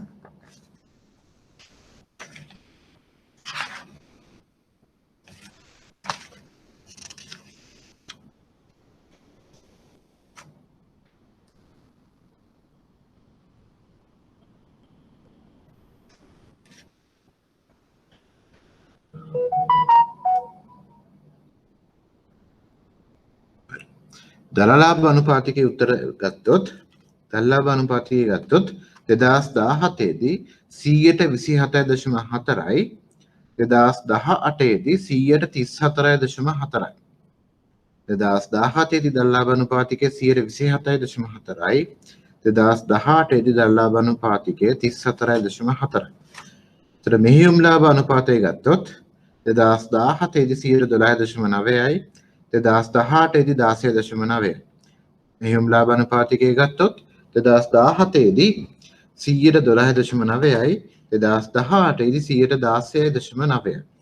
ඒකම ශුද්ධ ලාභ ආන්තිකය ගත්තොත් 2017 දී 107.7යි 2018 දී 110.7යි. 2017 දී ශුද්ධ ලාභ ආන්තිකය 107.7යි 2018 දී ශුද්ධ ලාභ ආන්තිකය 110.7යි.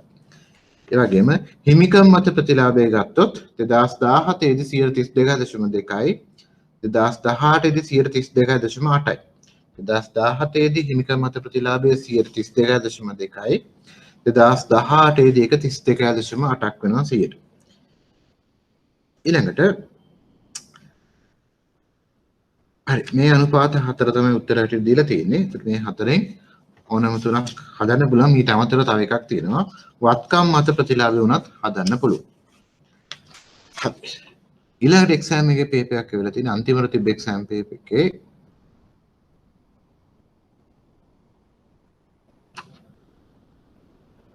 it is noted that අන්තිම එක්සෑම් පේපර් එකේ දෙවෙනි ප්‍රශ්නේ හතරවෙනි කොටස it is noted that even though the EBITDA කියලා කියන්නේ earnings before interest tax depreciation and amortization. So EBITDA කියලා කියන්නේ මොකද්ද? earnings before interest tax depreciation and amortization. amortization කියන එක පස්සේ කතා කරමු. depreciation කියලා කියන්නේ ෂෙයා නේද? මොකද්ද මේ කියන්නේ? පොලි බදු ෂය සහ ක්‍රමක්ෂයට පෙර ලාභය. EBITDA කියලා කියන්නේ මොකද්ද? පොලි බදු ෂය සහ ක්‍රමක්ෂයට පෙර ලාභය has increased over the years whereas profit after tax has reduced. ඒ කියන්නේ මොකද්ද? EBITDA කියන එක වැඩි වෙලා තියෙනවා. නමුත් බදු පසු ලාභය අඩු වෙලා. EBITDA කියන එක වැඩි වෙලා නමුත් බදු පසු ලාභය අඩු වෙලා කියලා කියනවා. අහනවා ඒකට හේතු මොනවද කියලා. මොනවද හේතු? EBITDA වැඩි වෙන්නත් බදු පසු ලාභය අඩු වෙන්නත් හේතු මොනවද? උඩ තියලා දෙන තොරතුරු වලින් හේතු මොනවද ගන්න පුළුවන් අට. EBITDA වැඩි වෙලා තියෙනවා පේනද නේද? 265 273 වශයෙන් EBITDA වැඩි වෙනවා. නමුත් ශුද්ධ ලාභය එන්න අඩු වෙනවා. මේකට හේතු මොනවද? පුළුවන් නම් කියන්න බෑ. මොනවද වෙන්න පුළුවන් හේතු? කල්පනා කරලා කියන්න බෑ. මේකේ උත්තරේ තියෙනවා. හිතන්න දෙයක්වත් නැහැ ලීසියම උත්තරේ හොයාගන්න පුළුවන්.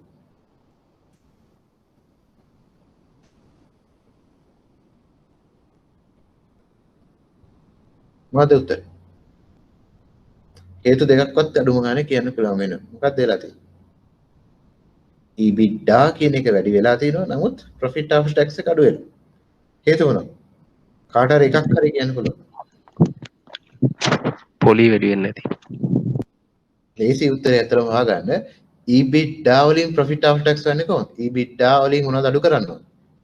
EBITDA වලින් සුද්ධ ලාභය වෙන මොනවද අඩු කරන්න ඕනේ? ඉස්සලාම පොලි අඩු කරන්න ඕනේ, බදු අඩු කරන්න ඕනේ, ෂය අඩු කරන්න ඕනේ, ක්‍රමක්ෂය අඩු කරන්න ඕනේ නේද? එතකොට මේ හතර අඩු කරාම තමයි සුද්ධ ලාභය එන්නේ.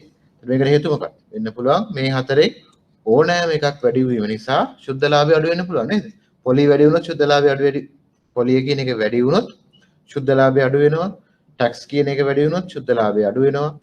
ෂෙය කියන එක වැඩි වුණොත් සුද්ධ ලාභය අඩු වෙනව නේද? මේ තුනම ඕනම එකක් වැඩි වුණොත් සුද්ධ ලාභය අඩු වෙන්න පුළුවන්. අපිට පේන්නේ නැති ඊට කලින් තියෙනවා ටයිම්ස් ඉන්ට්‍රස්ට් එහෙම නැත්නම් පොලි ආවරණ අනුපාතය එන්නේ මොකද වෙලා තියෙන්නේ? අඩු වෙලා. පොලි ආවරණ අනුපාතය අඩු වෙන හේතුව මොකක්ද? මේ ව්‍යාපාරයේ පොලිය වැඩි වෙලා නේද? එක හේතුවක් තමයි ව්‍යාපාරයේ පොලිය වැඩි වී ඇත. අනිත් හේතුව තමයි වෙනවති depreciation of total assets. මේ කියන්නේ ෂෙය බෙදීම මුළුවත්කම්. මුළුවත්කම් වලින් ෂෙය ප්‍රමාණය කොච්චරද කියන අනුපාතය ගත්තොත් මොකද වෙලා තියෙන්නේ? එන්න ෂෙය ප්‍රමාණයත් වැඩි වෙලා නේද? ඒතර මේ මෙතනින් අපිට කියන්න පුළුවන් මේ ව්‍යාපාරයේ ෂෙය ප්‍රමාණයත් වැඩි වෙලා තියෙනවා. වෙන ප්‍රධාන වශයෙන් මොකද වෙලා තියෙන්නේ? මේ ව්‍යාපාරයේ පොලි ගෙවීම වැඩි වෙලා තියෙනවා. ඒ වගේම ෂෙය වීම වැඩි වෙලා තියෙනවා. එහෙනම් ඊට අමතරව කියන්න පුළුවන් මේ ව්‍යාපාරයේ බදු ගෙවීම වැඩි වී ඇත කියලා කියන්න පුළුවන්. මේ තමයි උත්තරය. ඒක ලිව්වොත් ලකුණු 5ක් ගන්න තිබ්බා. එක්සෑම් එක අමාරුද? අමාරු නෑ නේද? හරි. එහෙනම් ලාභදායක අනුපාත සම්බන්ධයෙන් ওই ප්‍රශ්න ටික තමයි ඇවිල්ලා තියෙන්නේ. බලමු ඊළඟ තියෙන අනුපාත වර්ගය මොකක්ද කියලා.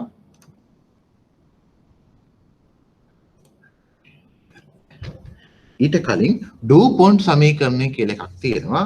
බලමු මොකද්ද මේ ඩූපොන්ට් සමීකරණය කියලා කියන්නේ? ඩූපොන්ට් සමීකරණයෙන් කරන්නේ හිමිකම් මත ප්‍රතිලාභය හොයන විදිය. තව හිමිකම් මත ප්‍රතිලාභය හොයන තව විදියක් තමයි මේ අපිට ඩූපොන්ට් සමීකරණය භාවිතා කරලත් හිමිකම් මත ප්‍රතිලාභය හොයාගන්න පුළුවන්. හරිම ලේසි. ඒකට කරන්න තියෙන්නේ අනුපාත තුනක් තියෙනවා. ඒ අනුපාත තුන එකිනෙක වැඩි කරොත් එන්නේ return on equity. ඒසවට කියන්න පුළුවන් return on equity නැත්නම් හිමිකම් මත ප්‍රතිලාභය සමානයි මුළුවත්කම් පිරිවැටුම් අනුපාතය වැඩි කිරීම මූල්‍ය තෝලනය වැඩි කිරීම ශුද්ධ ලාභ අනුපාතය කියලා. ඒතර මුළුවත්කම් පිරිවැටුම් අනුපාතය කිව්වේ කොහමද? මතක තියෙනවා. කාර්යක්ෂමතා අනුපාතයට අපි ඒක කතා කරා. මුළුවත්කම් පිරිවැටුම් අනුපාතය හොයාගත්තේ කොහොමද? කොහොමද හොයාගත්තේ? මුළුවත්කම් පිරිවැටුම් අනුපාතය හොයාගත්තේ කොහොමද? මතක නැහැ.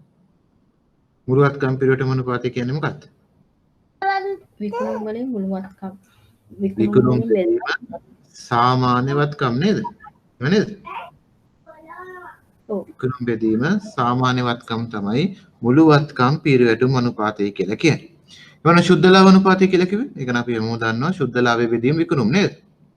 දැන් මූල්‍ය තෝරණය කියලා කිව්ව අපි කතා කරා කලින්. මූල්‍ය තෝරණය කියලා කිව්වේ මොකක්ද? මූල්‍ය තෝරණය කියලා කියන්නේ මුළුවත්කම් බෙදීම හිමිකම කියන එක. මූල්‍ය තෝරණය හොයන්නේ මුළුවත්කම් බෙදීම හිමිකම කියන එක. මතක තියාගන්න මූල්‍ය තෝරණය කියලා කියන්නේ මුළුවත්කම් බෙදීම හිමිකම කියන එක. එහමනම් අපි බලමු ඩූපොන්ට් සමීකරණය ලියලා බෝඩ් එක පේනවද හැමෝටම? හැමෝටම පේනව නේද? හොඳට පේනව නේද? දැන් බලමු අපි ඩූපොන්ට් සමීකරණය එන විදිහ.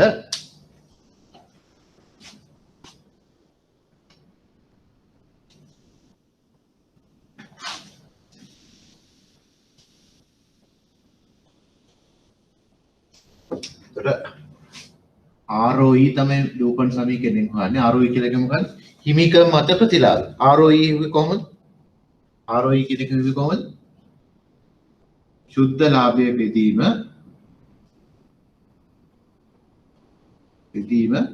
හිමිකම නේද? ROE කියන්නේ මොකද්ද? ශුද්ධ ලාභයේ බෙදීම හිමිකම නේද? බෝඩ් එක පේනවද? මම ලියපු එක පේනවද?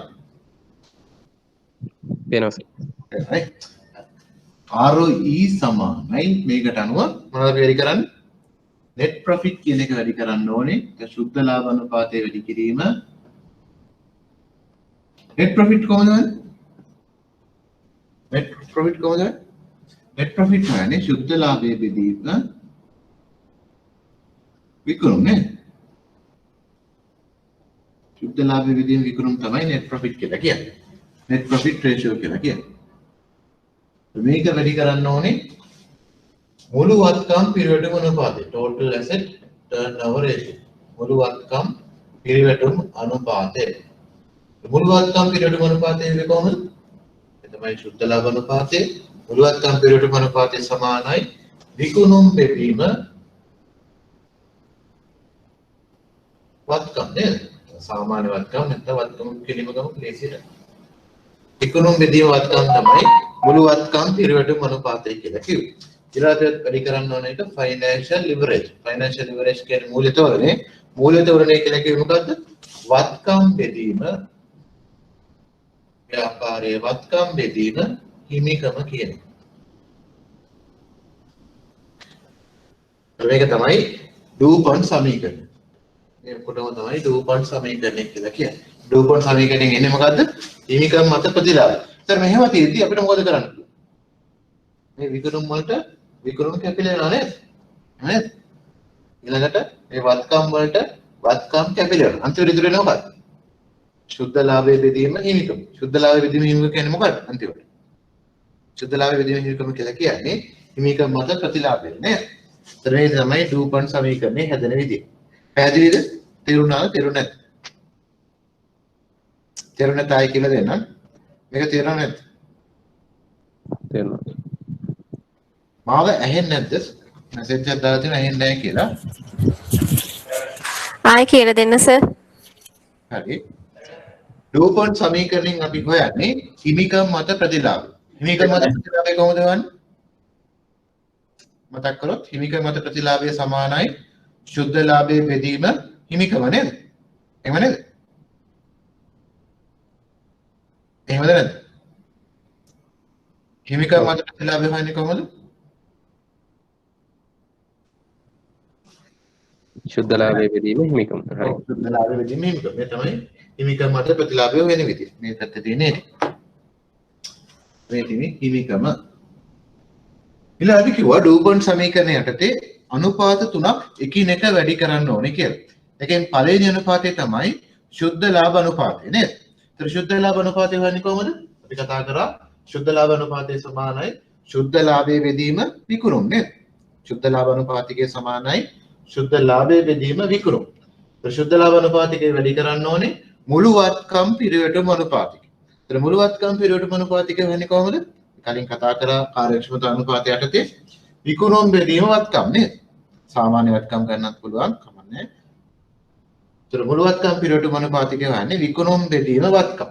ඊළඟට අපි මේ අනුපාතය වැඩි කරන්න ඕනේ මූල්‍ය තෝරණය. ඒතර මූල්‍ය තෝරණය අපි කිව්වේ කොහොමද? අපි කිව්වා වත්කම් බෙදීම හිමිකම කියලා. මූල්‍ය තෝරණය කියලා කියන්නේ වත්කම් බෙදීම හිමිකම. එහෙනම් මේ අනුපාතය අපිට තියෙනවා විකුණුම් තියෙනවා. විකුණුම් බෙදීමකුත් තියෙනවා විකුණුම් වැඩි කිරීමකුත් තියෙනවා. එහෙනම් මේකට මේක කපලා දාන්න පුළුවන් නේද? ඔගේ මේ වත්කම් තියෙනවා මෙතන වත්කමුත් තියෙනවා. එහෙනම් මේකට මේක කපලා දාන්න පුළුවන්. අන්තිමට ඉතුරු වෙන්නේ මොකක්ද? සුද්ධ ලාභයේ බෙදීම හිමිකම. ඒ කියන්නේ මොකක්ද? හිමිකම මත ප්‍රතිලාභය තමයි අන්තිමට ඉතුරු වෙන්නේ. ඒතර මේකට තමයි ඩූපොන් සමීකරණය කියලා කියන්නේ. එහෙමනම් අපි දැන් ඉගෙන ගත්තා හිමිකම් මත ප්‍රතිලාභය හොයන විදි දෙකක්. මොකද්ද හොයන විදි දෙක? ක්‍රම දෙකකට හිමිකම් මත ප්‍රතිලාභය හොයන්න පුළුවන්. මොකක්ද මේ ක්‍රම දෙක? මොකද්ද ක්‍රම දෙක? හිමිකම් මත ප්‍රතිලාභය එක්කෝ කෙලින්ම අපිට සමීකරණය භාවිතා කරලා සුද්ධ ලාභයේ බෙදීම හිමිකම ගන්න පුළුවන්. එහෙම නැත්නම් ඩූපොන් සමීකරණය භාවිතා කරලා අපි කොහොමද හොයන්නේ? මොකද කරන්නේ? සුද්ධ ලාභය වැඩි කිරීම, මූල්‍ය තෝලනය වැඩි කිරීම, වත්කම් පිරිවැටුම් අනුපාතය නේද? ඒතර මේ අනුපාත තුන එකිනෙකට වැඩි කරක් තියන්නේ මේ හිමිකම් මත ප්‍රතිලාභය. පැහැදිලිද? තේරුණාද? තේරුණා. අපි එක්සෑම් එකේ අපි ප්‍රශ්නයක් බලමු. ඩූපොන් සමීකරණය භාවිතා කරලා එක ගානක් විතරක් ඇවිල්ලා තිබ්බා. මොකක්ද කියලා.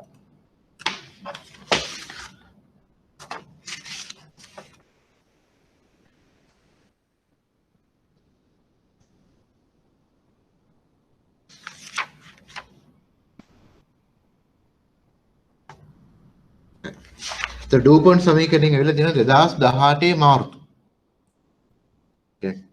අවුරුද්දක දෙකකට විතර කලින් ඇවිල්ලා තියෙන නිසා මේ සැට එක්සෑම් එකට සමහරට එන්න පුළුවන් නේද? ළඟදී ආපු නැති නිසා නැවත අහන්න පුළුවන් මේක. දන්නේ පේපර් එක මොනවා වෙයිද කියලා.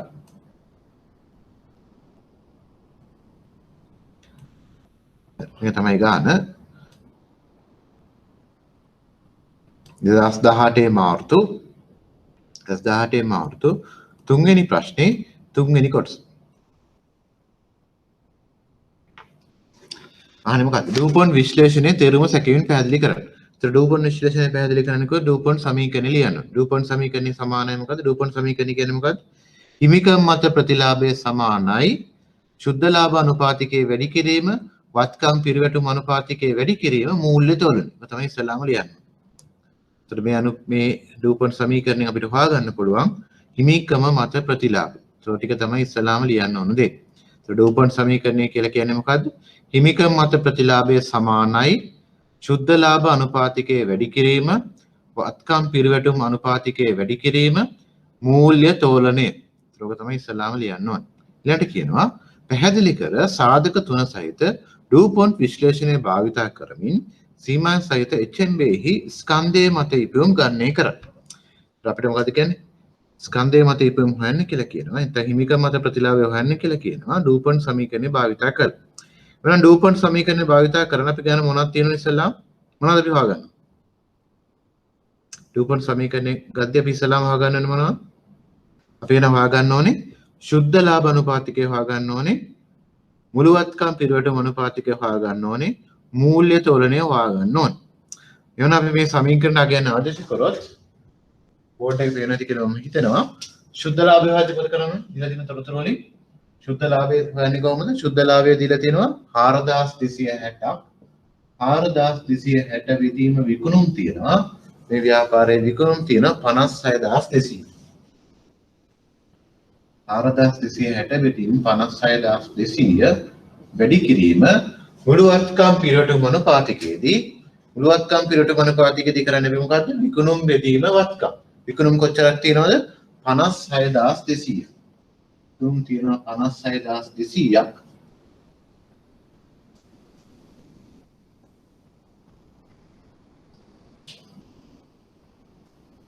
විකුණුම් තියෙනවා 56200ක්. වත්කම් තියෙනවා මේ ව්‍යාපාරයේ මුළුවත්කම් තියෙනවා 15800ක් නේද?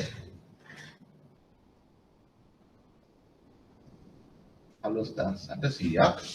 ඊළඟට මූල්‍ය තෝරණය වෙද්දී මුළුවත්කම් බෙදීම හිමිකම මුළුවත්කම් තිබ්බ 15800ක්.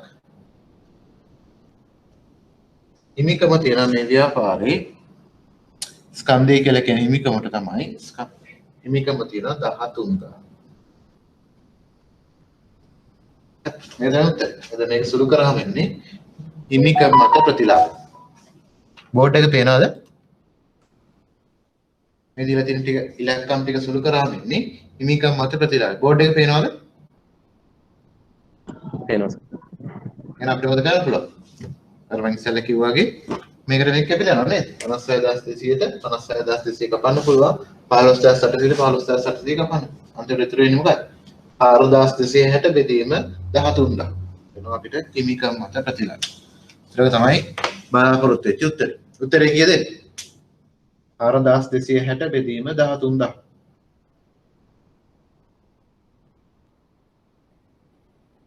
කීයද? 0.3 කීයද? 32.76යි 100ට.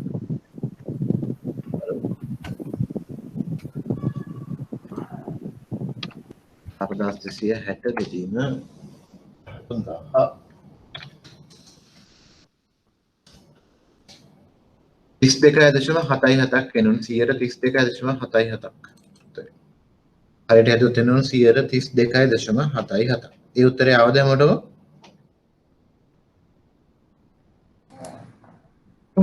හරි. ඒතර මේ වගේ ගානක් දුන්නොත් මම මේ කිව්වා වගේ ඉස්සෙල්ලා මේ විදිහට ලියාගෙන ඉන්න ඕනේ. බෝඩ් එකේ දීලා තියෙන විදිහටම ඉස්සෙල්ලාම ඒ උඩින්ම ලියන්න ඕනේ හිමිකම් මත ප්‍රතිලාභය සමානයි ශුද්ධ ලාභය වැඩි කිරීම වත්කම් පිරියඩ් අනුපාතිකයේ වැඩි කිරීම මූල්‍ය තෝරණය කියලා උඩින්ම ලියන්න. ඊට පස්සේ ආය ලියන්න ඕනේ. හිමිකම් මත ප්‍රතිලාභය කියන්නේ අනුපාතය ලියන්න ඕනේ. ශුද්ධ ලාභ බෙදීම හිමිකම, ශුද්ධ ලාභ අනුපාතිකය කියන්නේ ශුද්ධ ලාභ බෙදීම විකුණුම්, වත්කම් පිරියඩ් අනුපාතිකය කියලා කියන්නේ විකුණුම් බෙදීම වත්කම්, මූල්‍ය තෝරණය කියලා කියන්නේ වත්කම් බෙදීම හිමිකම. මේ විදිහට ඉස්සරහ ලියලා ඉලක්කම් ආදේශ කරනවා. එහෙම ලිව්වොත් අඩුම ගානේ උත්තරේ වැරදුනත් අඩුම ගානේ සමීකරණයට හරි එක ලකුණක් හරි හම්බ වෙනවා. නිසා මම ඉස්සෙල්ලා කිව්වා වගේ කොයි වෙලාවකවත් එකපාරට සමීකරණ ඉලක්කම් ආදේශ කරන්න එපා. ආදේශයට කරන්න කලින් සමීකරණේ ලියලා ඉන්න. ඒකට අඩුම ගානේ එක ලකුණක් හරි හම්බ වෙනවා. ගාන වැරදුනොත්. ඊළඟට 2019 මාර්තු ලකුණු දෙකක ප්‍රශ්නයක් කියලා තිබ්බා මේ පාඩමේ. මොකක්ද කියලා 2019 මාර්තු පළවෙනි ප්‍රශ්නේ තුන්වෙනි කොටස. කියන බලන්න මොකද උත්තරේ කියලා 2019 මාර්තු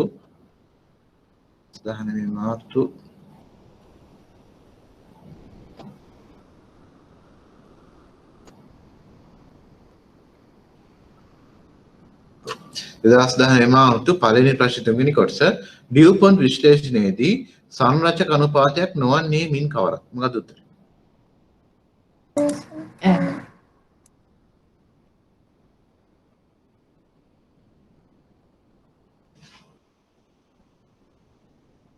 මොකද අපි ගන්න නැත්තේ? ශුද්ධ ලාභයේ බෙදීම වත්කම්. ඔව්. ශුද්ධ ලාභයේ බෙදීම වත්කම් නැත්තම් වත්කම් මත ප්‍රතිලාභය අපි ගන්නෙ නෑ නේද? ශුද්ධ ලාභයේ බෙදීම වත්කම් කියන්නේ මොකද්ද? වත්කම් මත ප්‍රතිලාභ අනුපාතිකය නේද? ඒක තමයි භාවිතා කරන්නේ නැත්තේ. එන උත්තරේ වෙන්නේ ශුද්ධ ලාභයේ බෙදීම වත්කම්.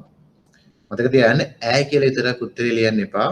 පේනවා ඇති ඈයන්යි අතර ලොකු වෙනසක් නැහැ නේද? පේපර්ස් බලද්දී ඔක හරි අමාරුයි. සමහර වෙලාවට ලකුණු ලැබියන්නත් පුළුවන්. නේද? ඒ නිසා ඈයන් කියලා ලියලා ඉස්සරහ ලියන්න ශුද්ධ ලාභයේ බෙදීම වත්කම් කියලා. මොකද සිංහල වල ඈයන් අතර වෙනසක් ටිකක් හොයාගන්න අමාරුයි. වටිගේ අකුරු අනුව. එහෙනම් අපි අදට මෙතනින් පාඩම නවත්තමු. ඊළඟ දවසේ අපි ඊටු ටික කතා කරමු. තව එක අනුපාත වර්ගයක් තියෙනවා ඉතුරු වෙලා. වෙළඳපොළ අනුපාත තමයි ඊළඟ දවසේ අපි කතා කරන්න තියෙන්නේ. වෙළඳපොළ අනුපාත ඉවර කරලා ඊළඟ සතියේ අලුත් පාඩමක් පටන් ගමු. විදේශ විනිමය පාඩම කතා කරමු. විදේශ විනිමය පාඩමට දාලා හෑන්ඩ් අවුට් එක මම මේ සතියේ එවන්නම්. මොන හරි ප්‍රශ්න තියෙනවද? මොනවායි කාට හරි ප්‍රශ්න තියෙනවද? මෙතෙක් කල් කරපු පාඩම් වලින් මොනවා හරි ප්‍රශ්න තියෙනවා නම් අහන්න. මොකද මෙතෙක් කල් කරපු පාඩම් දෙකෙන් විතරක් එක්සෑම් පාස් වෙන්න පුළුවන් ඇත්තට. මූල්‍ය ප්‍රකාශ විශ්ලේෂණයයි ප්‍රාග්ධන අයවැය කරන කියන පාඩම් දෙකෙන් විතරක් උනත් එක්සෑම් එකේ සමහර අවුරුදු ලකුණු 60ක් 80ක් විතර උනත් ගන්න පුළුවන්. ඒ නිසා මේ පාඩම් දෙක ඉතාම වැදගත්. මේ නිසා හරිම හිමින් කරේ එක්සෑම් වල ආපු හැම ගානක්ම වගේ කතා කරා පන්තියේදී. ඒ නිසා හැමෝටම එක්සෑම් පාස් වෙන්න පුළුවන්. දැන් ඇත්තටම මේ දෙක විතරක් දන්නවා. කවන්නේ අපි අනිත් ඒවාත් ඉගෙන ගමු. මොකද 100%ක් අපි හැමදේම ඉගෙන ගන්න නැහැ නේද? සමහර කොටස් අමතක වෙන්න පුළුවන්. ඒ නිසා අනිත් කොටසෙන් හරි ලකුණු අරගෙන විභාගේ පාස් වෙන්න පුළුවන්. නමුත් මේ පාඩම් දෙක අමතක කරන්න එපා. ප්‍රාර්ථන අයවැය කරන පාඩම සහ මූල්‍ය ප්‍රකාශ විශ්ලේෂණය කියන පාඩම් දෙක අනිවාර්යයෙන්ම ලකුණු 40ක ප්‍රශ්න දෙකක් මේ පාඩම් දෙකෙන් හැමදාම වගේ ඇවිල්ලා තියෙන නිසා. හරි මොනවාරි ප්‍රශ්න තියෙනවද? එහෙම නැත්නම් අර අපි කතා කරපු ගණන් ටික එකදැද්දි හදන්න. උත්තර ටික ආවේ නැත්නම් මම උත්තර දුන්නා නේද? ඒ උත්තර ආවේ නැත්නම් ඉන්න දවසේ කියන අපි ආයෙ හදලා බලමු. හරි එහෙනම් අපි ඊළඟ සතියේ ආයෙ කතා කරමු ඊට ටික.